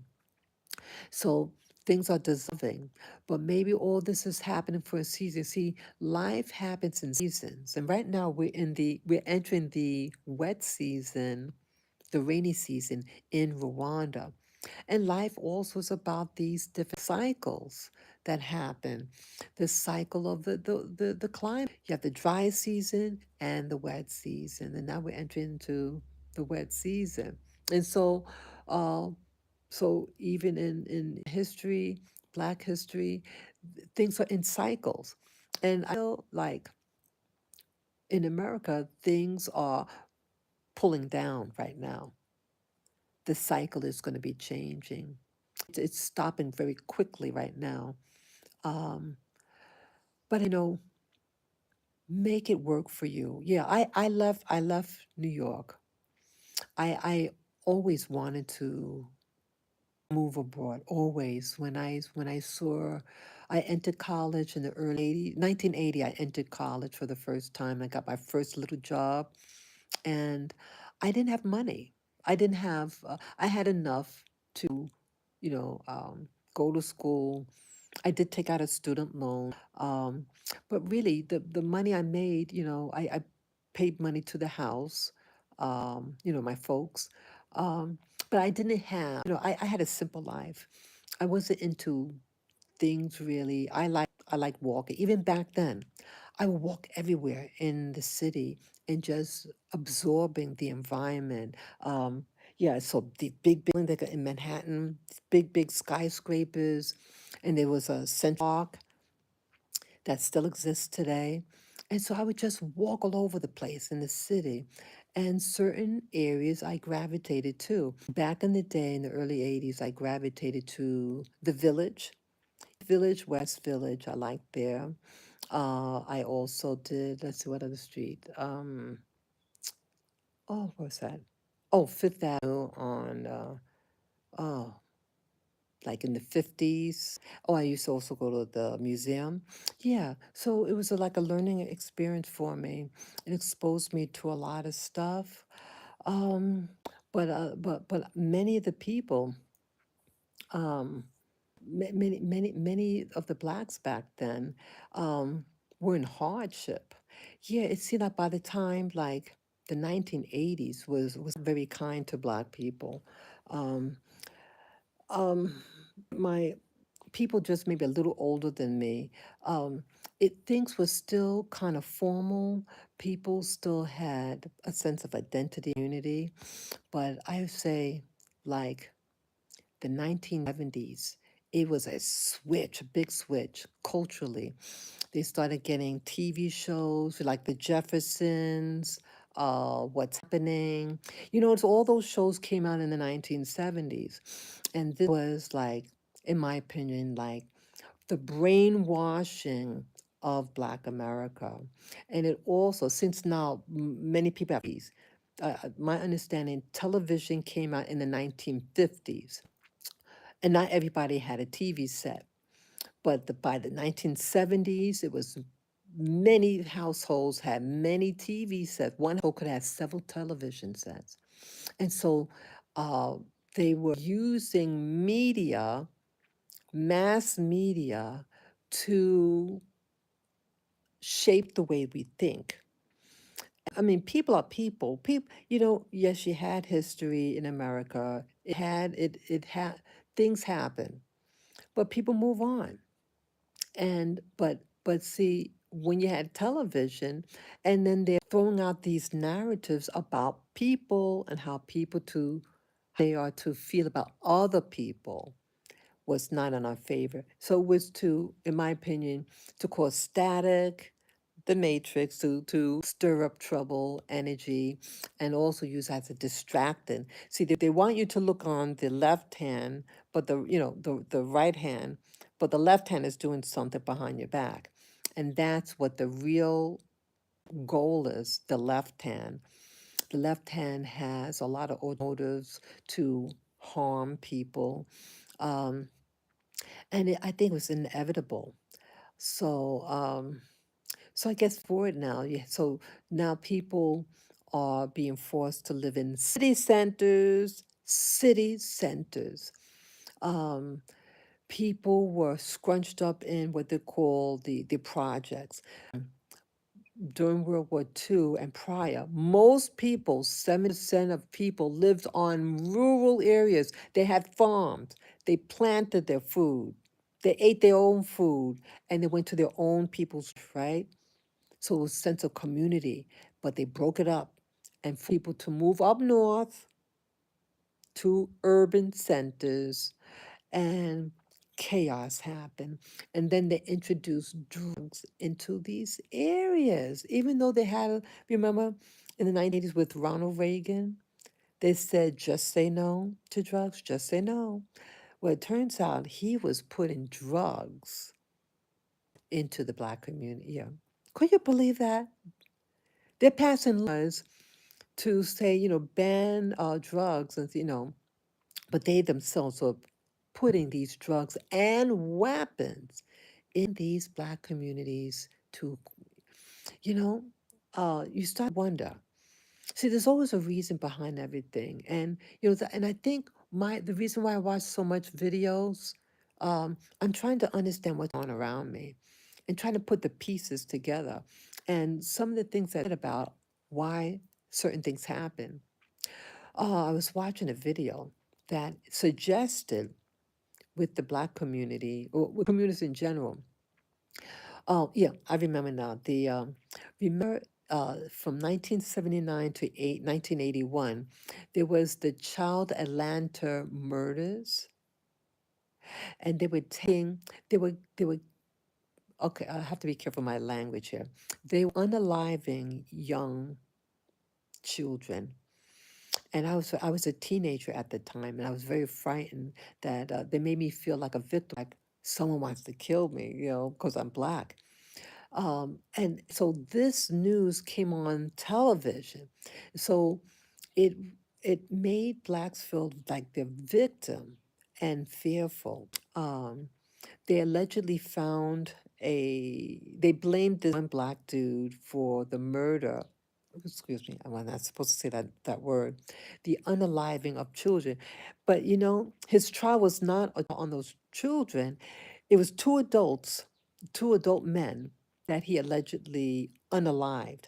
He had nothing to do with those children. There was no evidence about the children. But yes, he allegedly did kill unalive these two adult men. But all these kids, but the reason, but going further with that story, what was going on? What's the significance of that? Well, this happened in Atlanta, Georgia. Atlanta, Georgia is like the Black capital of America, and it's well, all these we call the alphabet soup people. You know, they live there, and they dominate a lot of the stuff there. And I'm thinking that it could have been initiations, but also because there were children that the video suggested that they were organ harvesting. Isn't that something? Yeah, this YouTuber, and he's actually a Japanese man, a man of Japanese ancestry. His channel, I really like his. He's a little, uh, he's different. I some things may offend some people, but he was a college professor, and he didn't act Japanese enough or slash Asian enough. He wasn't playing the game, and they didn't want him anymore. But yeah, he used to work colleges he has his doctorate in literature, but he studies like I think it's comparative literature stuff. but so he's like an intellectual. But yes, he's of Japanese ancestry, and I don't see many people of Asian ancestry, especially Japanese, on YouTube. I mean, I'm sure they're out there. I just haven't been recommended to them. But I found his channel by accident about 2 weeks. I find him very interesting. I think Haramoto, something like that. Um, but yeah, and he theorized that. See, he talked about the Boule, the Black Boule Society. The Boule Society is a black organization, but actually it's a okay black organization owned by whites, and they're being instructed what to do. But either way, um, he theorized that possibly what was going on at that period of time, that you had rituals being done of those children, and about organ harvesting, and the melanin that's in people of African ancestry. It's it's a powerful thing. And even further, did you know that in like next to that particular country in the Middle East that attaches Africa to Asia, that little piece of land, do you know that they're organ harvesting and documentaries on it? It was very horrifying to watch. Um, Yeah, you have Africans, dark skinned Africans that are, they want to migrate into Europe for job opportunities. But you got these people, these Arabs there, and kidnapping the dudes, the black dudes, and they're taking out the kid. It is so horrific. And they showed this one guy, he was just thrown in the desert and their bodies all over. They're just discarding them, and they turned him over on his belly, and you can see these like they made a quickie, like they took the kidney out, and then they sewed it up real rough, and they just threw him outside in the desert. He was still alive, and you had this Arab guy that feels really bad about the harvest, so he feels his thing is to give them an honorable burial.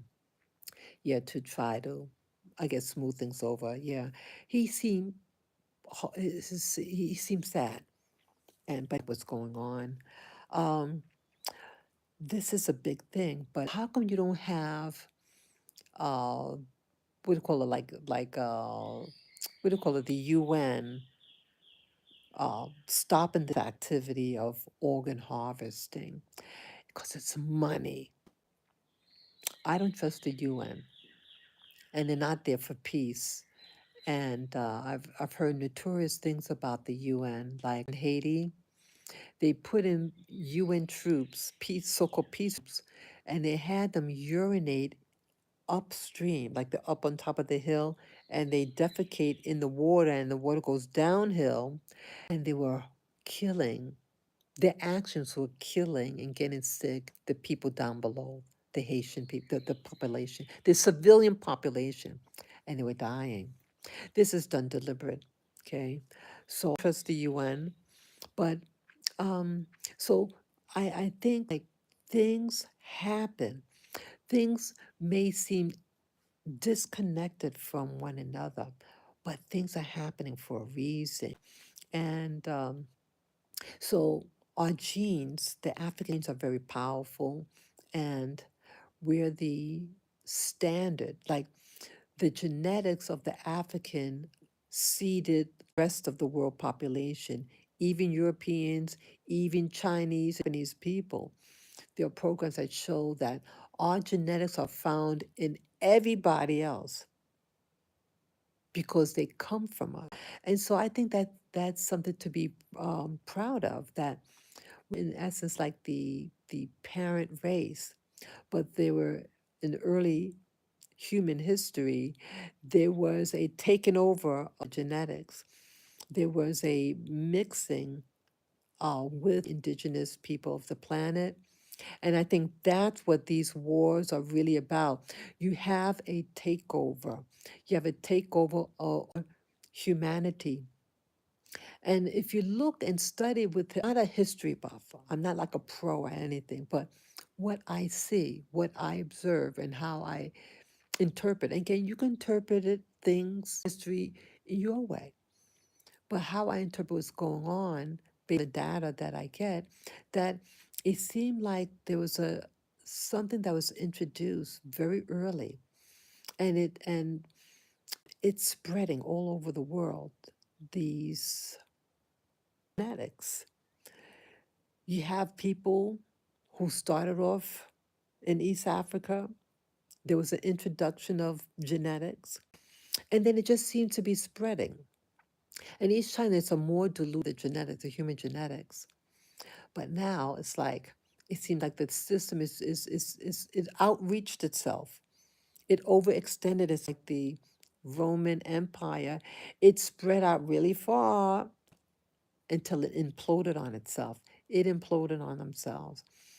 And so I think now it's just history repeating itself that those genetics, those seeds of the Roman Empire is spread. And America is really just an extension of Europe, and Europe is an extension of the Roman Empire. So it's just, that's what I mean. It's just spreading out. And so, okay, getting back with people and genetics, your genetics could speak very strongly. And you might wonder why you may act a certain way, why you feel, you know, we have innate skill, skills that are, desires inside of you. And I think a lot of it is genetics. And you go and see the old world, old Africa, and sees people. They seem like, it's really weird. Like, um, it's like a stop in time. Like some of the areas, it's like how they lived hundreds and hundreds and hundreds of years ago. And then you do have some of the buildings. But I was very excited about the Cameroon, about Benin, that even though they may have urban centers there, but they still are who they are. And even in Asia, it's like when I see like Southeast Asia in particular, it's the same thing. And I think like even Southeast Asia, they have an African component to them. You look at the people, how they work, and how they, and if they like if they're working low to the ground, that they sit down the same way. And the type of tools, like what they use to sweep the floor, they have this handmade broom. They do the same thing here in Rwanda. It's the same thing. It's really interesting. See, um, they try to make you think that certain groups are better than others. And but when you actually go, they're just regular people. In America, they decide who's the flavor of the month. They did the system that controls America, that controls the West. It is okay, I'm just watching. Okay. Watch my little boy. Yeah. You have to I'm sorry, I got distracted there. Yeah, they decide the flavor of the month. And so like in the East Coast, the new flavor is Asia. But you look at Asia, traditional Asia, like East Asia, Southeast Asia, it's very reminiscent of Africa. The place in the lifestyle really isn't that different. And if you look at their face, it's very similar. Very look at it very closely.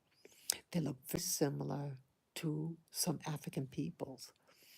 And so they're changing hands of who is going to be in what position. And so I think that's what's happening now in America. They're shifting ownership, they're shifting um, the new phase of civilization. And I'm just hoping for the safety. Yeah, things are just getting on. But that is my interpretation, what I see, based of the that I've seen in New York City. It's like a large influx from people. Again, I'm not anti-immigration, but I see that there are politics happening, and that there is a changing of the guards, changing of the guards from one system who's to handle one phase, and it's being like a baton. You pass it on to the next group, you know. So I felt uncomfortable with the change that were occurring because people were getting violent. I've always been around from pretty much from junior high school. So I was like 12 years old until adulthood, always around. And again, New York City has a lot of immigration.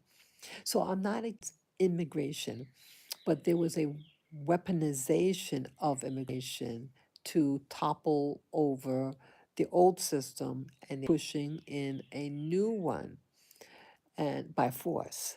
And that's what that's what I'm against. So I left. I told this story many times. I left. I left about uh, 15 months ago. I left December 2023. And I briefly had to go back to America to handle some paperwork briefly and then came right back. Um, so I'm here now. And it Africa is wow, Africa is a continent, not a people. It's so many different types of people here. You see the old societies and you see the new. For me, I'm I'm in love with the old. Um, the old, see, um, the old would never really fail you, people. The old system, it's about continuity. Continuity was the old system. It was a family. It was about tradition. It's about teaching one generation and passing it on to the next generation to keep that continuity. Now it's about everything temporary, everything quick, quick, quick, everything about just the money. It's not about the craft anymore. And that's what I resent about the newness.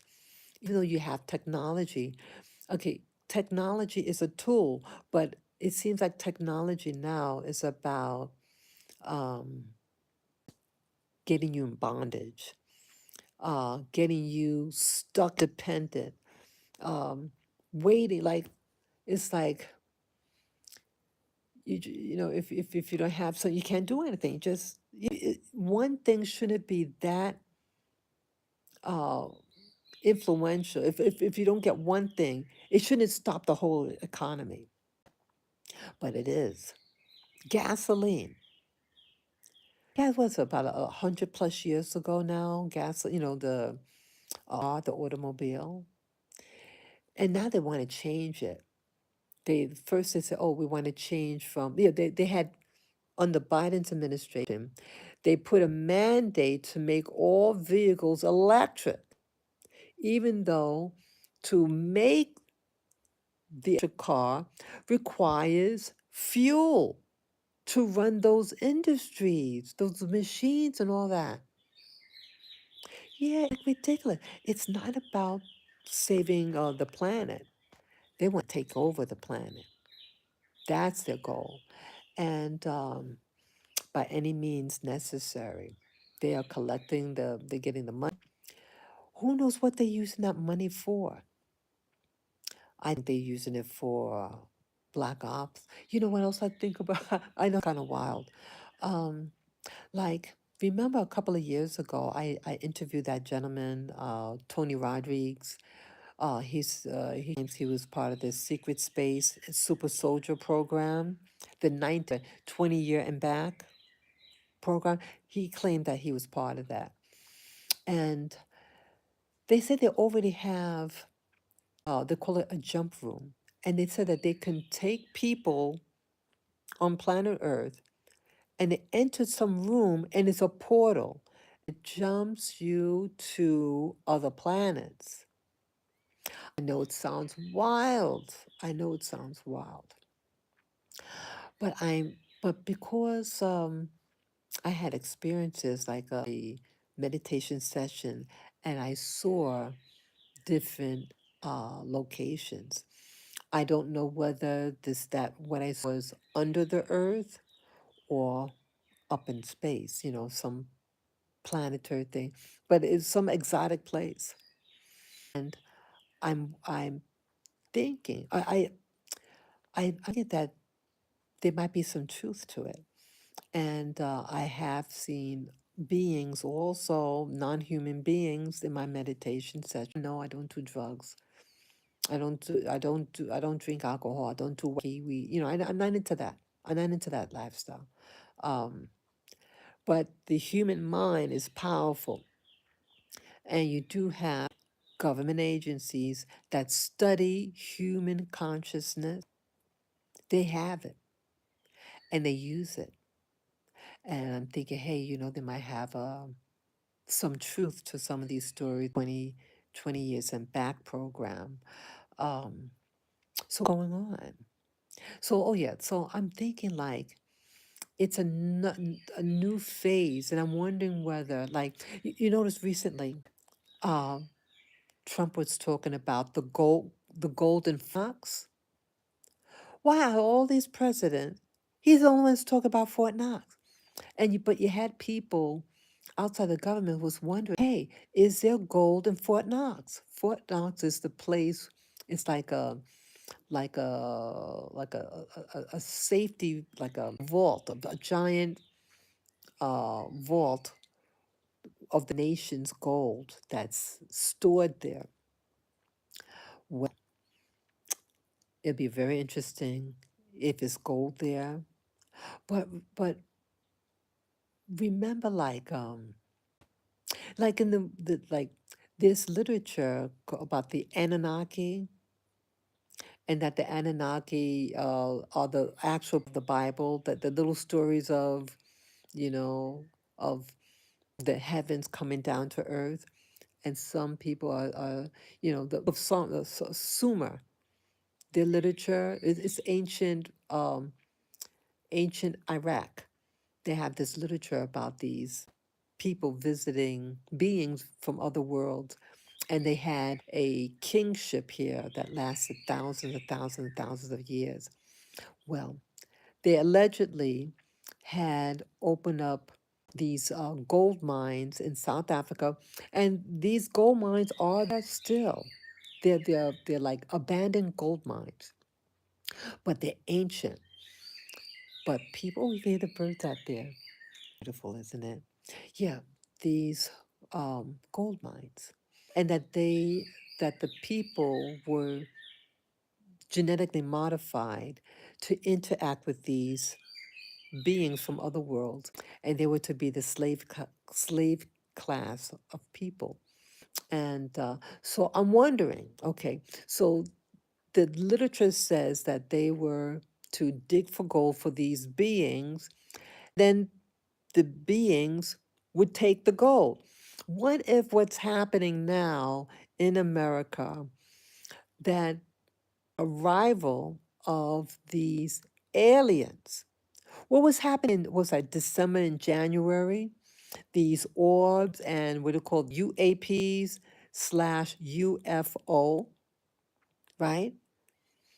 What if all this was about getting the gold, right? But they don't want you, they want you to be distracted with everything. But now it's coming closer and closer when they're to come. And Trump's in the picture now. And now all of a sudden he wants to talk about, oh, I wonder how the golden Fort Knox is. Is it still there? Well, what if they want to take the gold and send it up? And it also under Trump's administration, when he was in the first time, what did he set up? Trump set up um oh the space, what do you call it? Space Force. Remember that?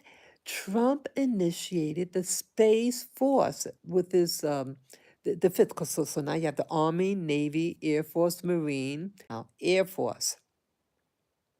Now you have the goal. What if Trump is designing the Space Force because he knew he was going to get into office and take the gold and send it up in space, right? I know it sounds wild, but you start wondering. Oh, let me tell you what else. This YouTuber, see, things are connected. Um, what do you call it? Programming. Oh, what's that word? Predictive programming. Predictive programming. Remember that term. Now, I don't watch The Simpsons, and some people have been airing about The Simpsons that they do predictive programming. Somehow they had a cartoon show, and then years later, it seems to come about, and the characters that they use look like the people in the video that are people. Well, this YouTuber shared information, and someone sent it to him. There's a video. It was a TV show that came out in the late 50s. I think it was 1958. It looked like a Western show. And one of the characters, get this, people, get this. One of the characters in this TV series name was Trump. You heard me right. I'll say it again. The character's name was Trump. His last name was Trump. There are not a lot of Trumps in America. It's a German name. Does it? And the only time I heard of Trump was Donald Trump. Not everybody else. Well, not only did this character in this movie, this Western, he was like a fly by night. He was like a traveling salesman, whatever. He had this. He was talking about this fear mongering, that the earth is gonna perish. You know that type of thing. Oh, you got to be careful. Oh, you got to get out of here. Blah blah blah blah. Okay. Well, if it's the earth is gonna perish, why are you there? And he looked real calm and like, you know. So if it's an urgency, why are you there? And he had this paraphernalia like this board and had different symbols on it, and he said I could save you all, and I could build you a wall. People, who wants to build the wall? Trump. Remember that many of his speeches was about building the wall in our southern borders. Well, this character, the movie came out in 1950s. I think it was 1958. He's a traveling salesman type dude. He's in a western town, and no one knows him, he just plops here in the middle of nowhere in this town, this western town, and talks about, oh, we got to get prepared, and I can save you from this disaster that's going to happen on the planet. I'll save you, and I'll build you a wall. How did that happen, people? How did that happen? I mean, I wouldn't believe it if the YouTuber didn't share the video about this character named Trump in 1958. Trump was just like a teenager at the time. He was born, let's see. Trump was born, I think, in 48. The movie came out in 58. So he's only 10 years old. 10 years old at the time when that movie came out. So, what's going on? People, isn't that interesting? How, predictive programming. It's blowing my mind. And there was something else, some other type of predictive programming that seems to be going on. Wow, people.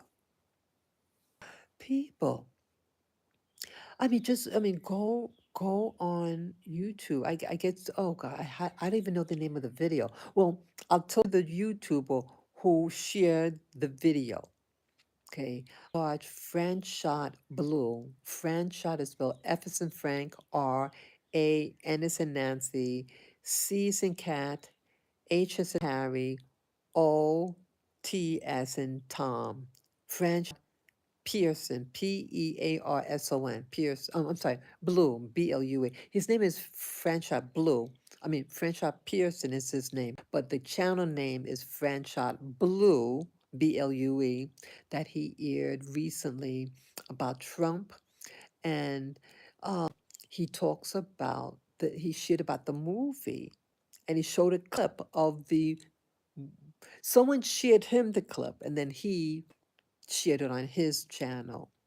You know, but watch it yourself. And he talks, his name is Trump. And there is a book, people. I didn't get the, I'm tempted to get the book. Well, there is a children's book about Baron von Trump. Baron, you heard me right. Baron von Trump. A book that came in I think the 1800s, and they had a little etching and drawing on the cover, and it's about a boy who is a time traveler.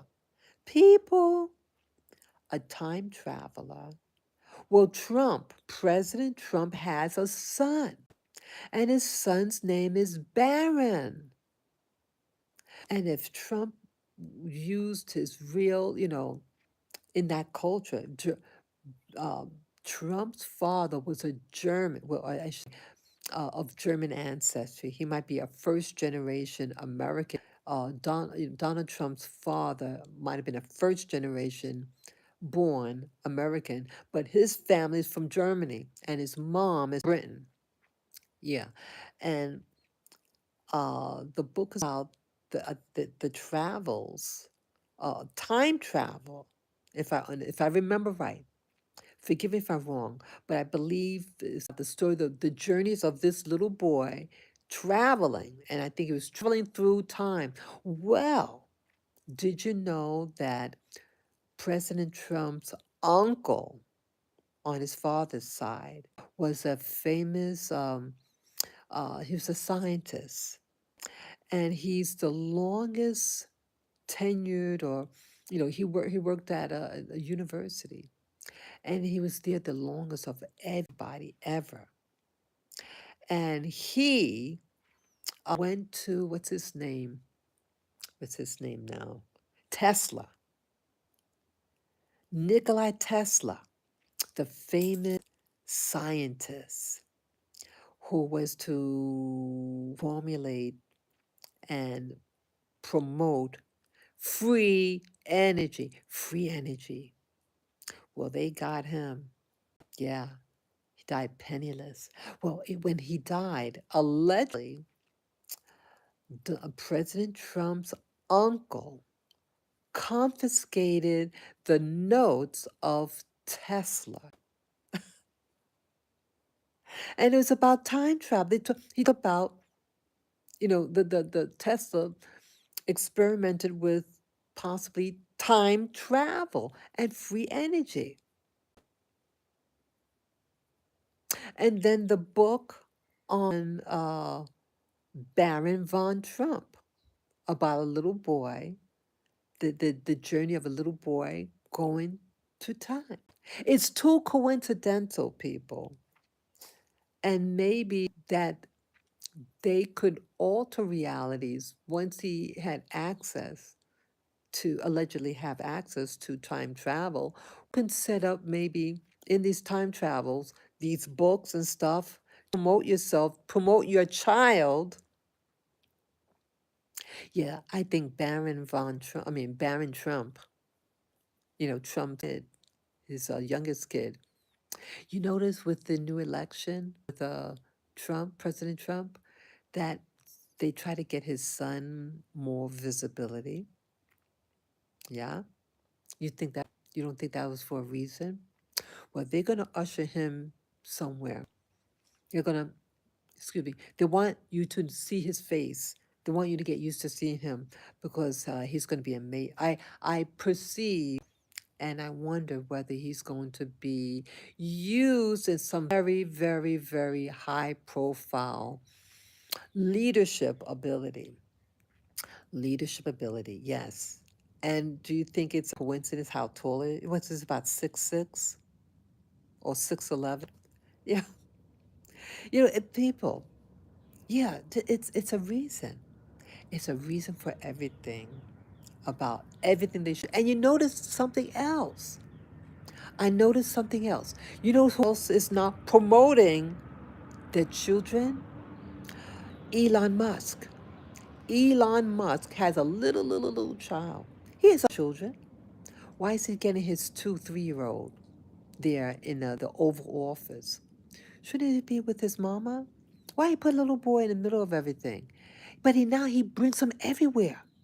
He brings that little boy everywhere because they want you to get familiar with these faces. And I'm wondering whether the two, well, Baron is 18, and the little boy, Elon's kid, is about 3, 4. Um, you don't think the two are going to maybe collaborate in the future? Hello. It's not people. They're playing us stupid. They're playing you stupid. Yeah, they have their faith. They're getting them out there. They want you to get used to seeing them, seeing them, seeing them. And so you're not going to resist until when the next phase of what it is they're going to promote. It is amazing. That's all I can say. It's absolutely amazing, this world and this setting up new industries, and also collaborating with Trump collaborating with Elon in his space. People, isn't Elon doing his space thing, right? And he wants to hurry go to Mars. Why Mars? Why Mars? Why not the moon? People, they're playing you again. Yeah, because see, um, after Apollo 11, I think it was after Apollo that they stopped to the moon. Why? And then now you say, how come you didn't go back to the moon? And then the scientists say, oh, we lost our nose. We lost our nose how to get to the moon. It was destroyed. Who the hell is destroying the stuff? Shouldn't it be fired because that's tax money putting that? Who sponsored that? Your tax your tax dollars sponsored those trips to allegedly to the moon. But you're not going to go back to the moon. Elon doesn't want to go back to the moon, but oh, let's go to the Mars and put it on Mars. When you put your flag on something, you're claiming it. You claiming it. Why are you claiming some? See, Elon. I don't trust Elon. Just because someone is brilliant or allegedly smart, whatever, he's a businessman. And right now, he's the flavor of the month. He's the flavor of the month. And he collaborated with Trump when they started attacking him. Because, see, the powers, it looks like, in my opinion, it looks like the powers is observing Elon, and they didn't like that he is trying to reposition himself in power and take over certain social media, like what's that thing? Twitter, right? He all of a sudden wants to take Twitter. That really pissed people. Well, it was some conflict before he bought it, and then I gets to get back at the system because Elon, I think, is very purposeful. He's not stupid, and he knows what he's doing. He is a strategist. Elon is a strategist, and he seems to know how to play the game. He is the flavor of the month, and he's using his wealth to acquire certain businesses. And then again, he purchased Twitter, so now he can monitor what information you get because it's being censored, social media. So he's okay. He will promote his agenda, and so it allowed some communication um, through social media. It was restrictive, so he's put in he placed it there, Now they don't like him. He's on the poo-poo list. Elon is on the poo-poo list from the system. And then he paired with Trump and financed Trump's last leg of the election year last year in November. You remember he just came on board, where was that, September, October of last year? And then the election was in November, right? And so we know Elon has this thing, to this rocket. So, and then Trump had initiated the Space Force 4 years ago before he got out of office. So, what's going on? So, two powerhouses, both of them have a space program. And um, where does it go? Where does it get to Mars? Who's gonna live on it? And I told you I interviewed that guy in 2018. You can look at, it's a long interview. It's my first interview like that and only one. Oh, I did interview the person about 2 years ago. Um, but yeah, that was first really main. No, it's actually the second interview I ever done. One with someone who I knew, and then that guy Tony Rodriguez on the Secret Super Soldier program. Um, and they're saying that they have things already established on Mars. So how, if something's already established there? I think, people, I see it another parallel. Remember what they call the old country in American history? Didn't Columbus, they came to America, what they call the New World?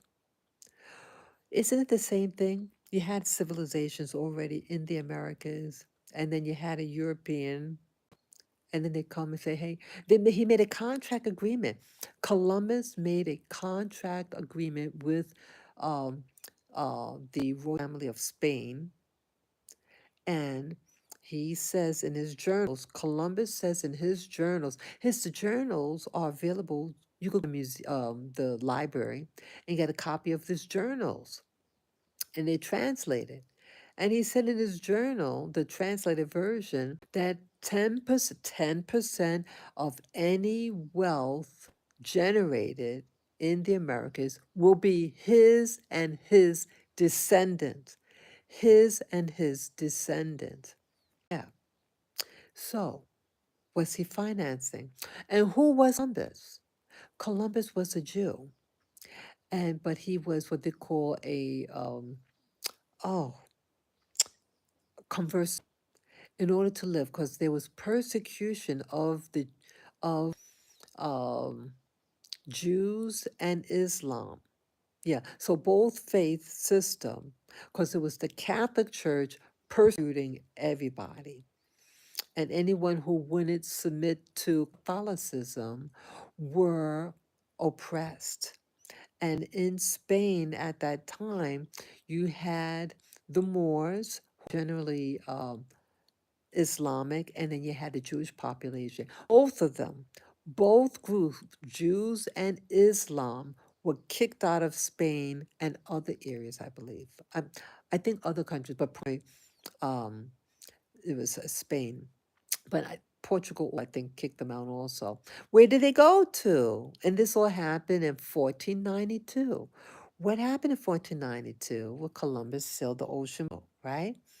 So Columbus clearly states in his journals, he was a captain of a ship. He got financed by Spain. Well, the royal family, the Queen Isabella. That that royalty sponsored his trip, but he made a contract agreement that 10% will be his and his descendants. Don't you think a lot of these in America might be fighting to get what, his descendants? You don't think his descendants are in different occupations? All over. They don't just stay in one place. Yeah. See how history is connected to other things. And so it's pay up time, maybe. Pay up time. You got to pay the bill. You have to honor a contract. Yeah. And you have all these movies that seem to be little secrets. And what was that? What the Assassin's Creed? Isn't what the remember the movie Assassin's Creed? It talks about Columbus at the end of the movie. Columbus was mentioned, and it turned out like again, it's just a movie. Um uh the Assassin's Creed is about acquiring this thing called the it's like the apple, like in the book of Genesis in the Bible they talk about, this the seed of the seed of the was a um oh, I don't want to give wrong information, the knowledge of good and evil, and that fruit of it. But in occult history, okay, the Bible said it was an apple, but it was the fruit of the knowledge of good and evil. But in the movie, the Assassin's Creed, they have it shaped something like an apple, and that this apple per se has the secrets of how to program humanity to follow their will. And the opponents of this apple says humanity has the right to do whatever it feels like, good or bad. And so you have these two factions, the one that wants to destroy the apple, to keep it safe, and another that wants to acquire it. So they learn the secrets about human genetics, how to alter our behavior so we become slaves. Yeah, ultimately is to be like a zombie, and you just you be obedient and complacent. That's what the movie's about. And so they had gotten these occult groups, organization was trying to follow, because this apple, as they want to call it, was passed down from generation to generation, and it was given to Columbus according to the movie. Okay, and Columbus said he will hold this fruit secret and have it with him even in death. Yeah, and he was allegedly in the movie buried with it. And so this group that wants to get this fruit, this apple, is had this machine that uh, it was able to get a sample of a known ancestor who did have the seed, I mean, this fruit, and they want to know where it is so they can find his descendants, by piecework, able to track down where this fruit, this seed is located. And so what they would do over time, they started to they had access to databases of the genetics, and people get arrested and stuff like that. So they had acquired the genetics of the guy from the ancient time, the mid Columbus era, and then they would search database of anyone who had a genetics like that person, and this person had died, and he was put in the prison system, and they were able to get that the code, uh, um, they got a match, and so they followed they followed his lineage, and they did try to arrest him and the mom, but the wife committed suicide with well, the husband uh it did like a mercy killing. They wanted they couldn't escape, and they didn't want the secret to come out, and they were keeping the secret of the fruit, and they had a little, and so the wife was killed, and then the husband gets arrested, and I think it's on like a death row or something, but the little boy escaped, and they were tracking down this little boy through his genetics. He got, as an adult, the little boy grows up, and he gets arrested, is on death row, and um, when he was getting processed, his genetics popped up, and that organization found him. Yeah, the it was the Knights Templar, and they are nationwide. They're all over the world. They're international, and they have their setup all over to track down the genetics to find it.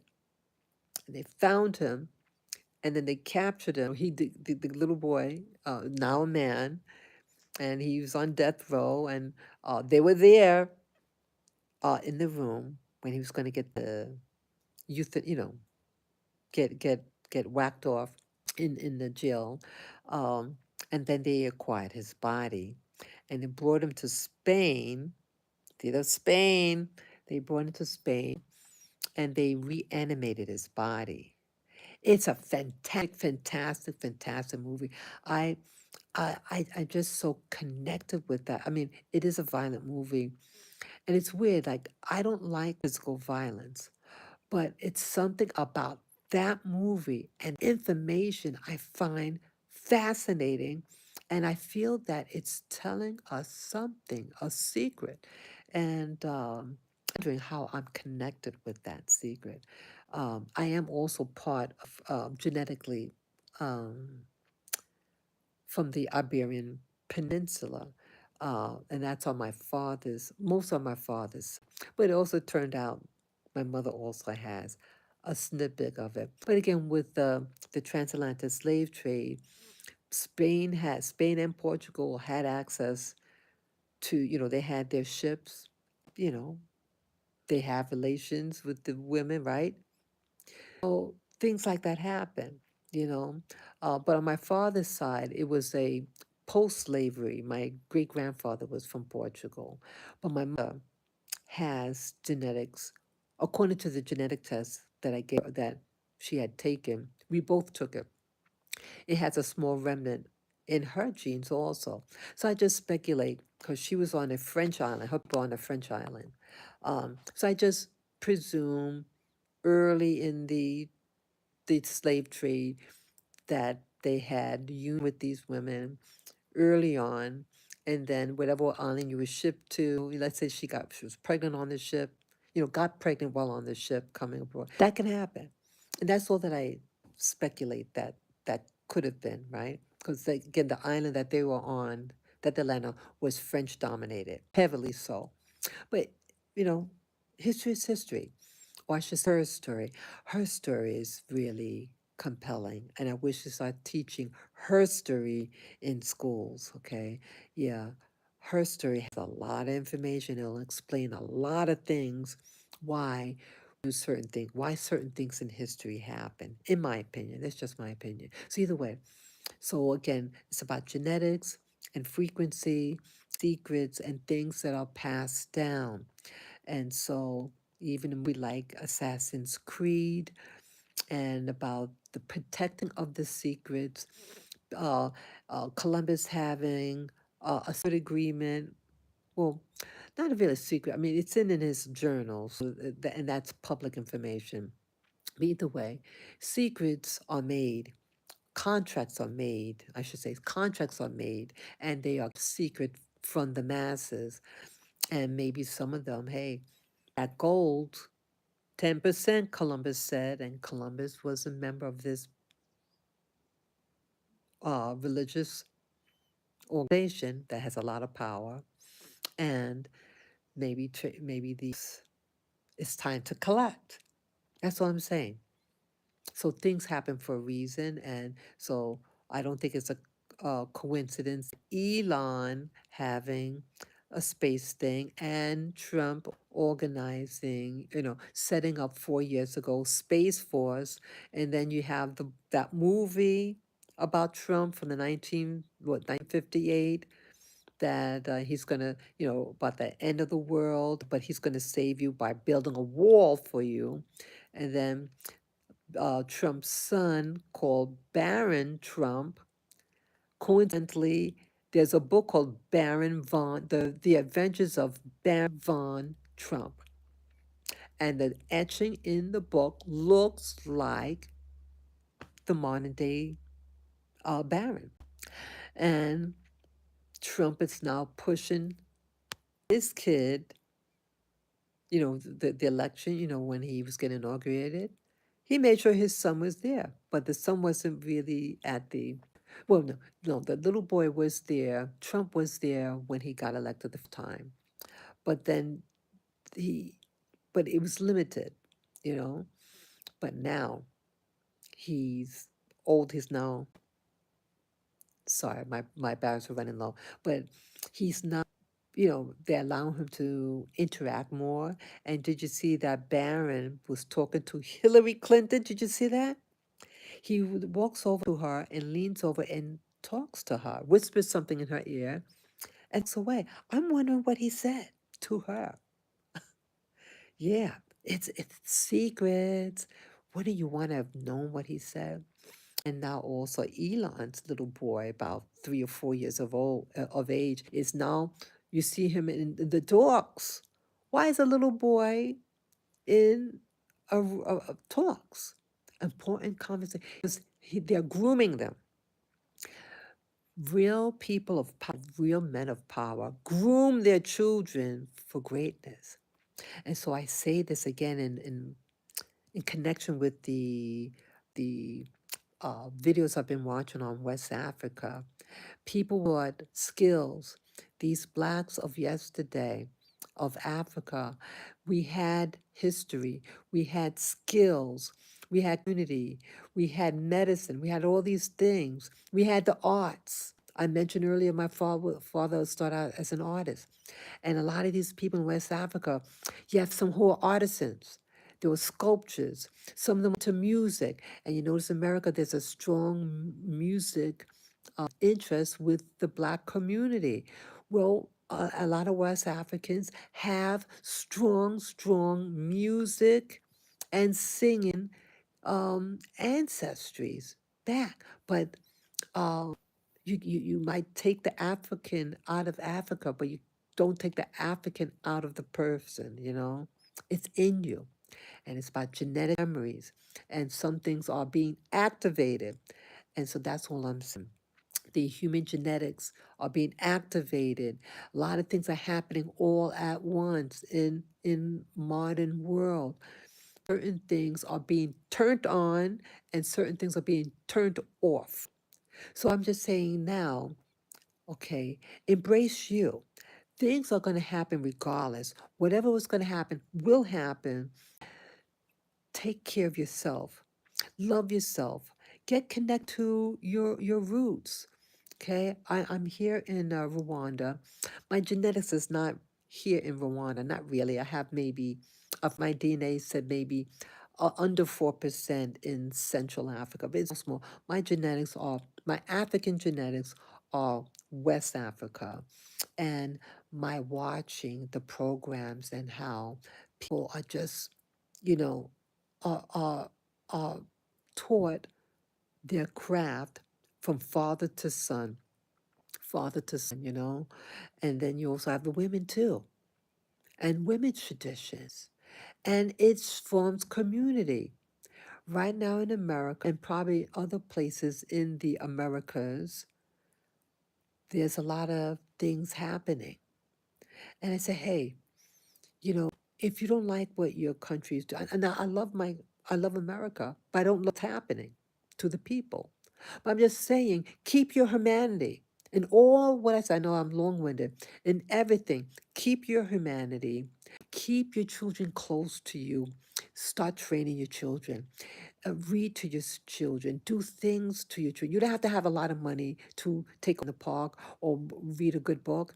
Start getting closer. Start tapping into your genetics. What are the things you like? What are you good at? Start developing at. Develop your children and have community. And if you cannot have community or safety where you're living in America, leave. Leave.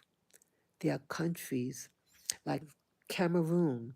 They said when I did the African DNA, the different company. I did two companies, and one of those companies was focused on African heritage, and it said that my mitochondrial DNA is from the Tikar tribe of Cameroon, and when my watching it, I just feel so good inside watching. Hey, find out what you gravitate to. You want community. These people here in Africa, they don't have confusion about what the gender is. They're just hardy people. They're strong people. Connect to your. America is going down, but hopefully it doesn't go down completely. But I feel okay. We have Trump in the White House now, but I think it's for a season, and it's going to be some major change. In my opinion, I feel it's going to be disaster that's going to be happening. But um, if it's not working for you, stop suffering. I suffered most of my life. I'm tired of it. Hey, if a country is not working for you, take your money and leave and find paradise. You make your paradise. If you can't get land where you are, go to a place that would be for you, kind of for you, and that there's some connection. Stop suffering. Start enjoying life. Life is about enjoying. Life is about community. Start and find it for you. And that is my message with this video. Thank you so much for listening. Thank you, thank you, thank you. Hug your children, hug your spouses, hug yourself, and treat your body well. Okay? Thank you again. Until next time. Bye bye.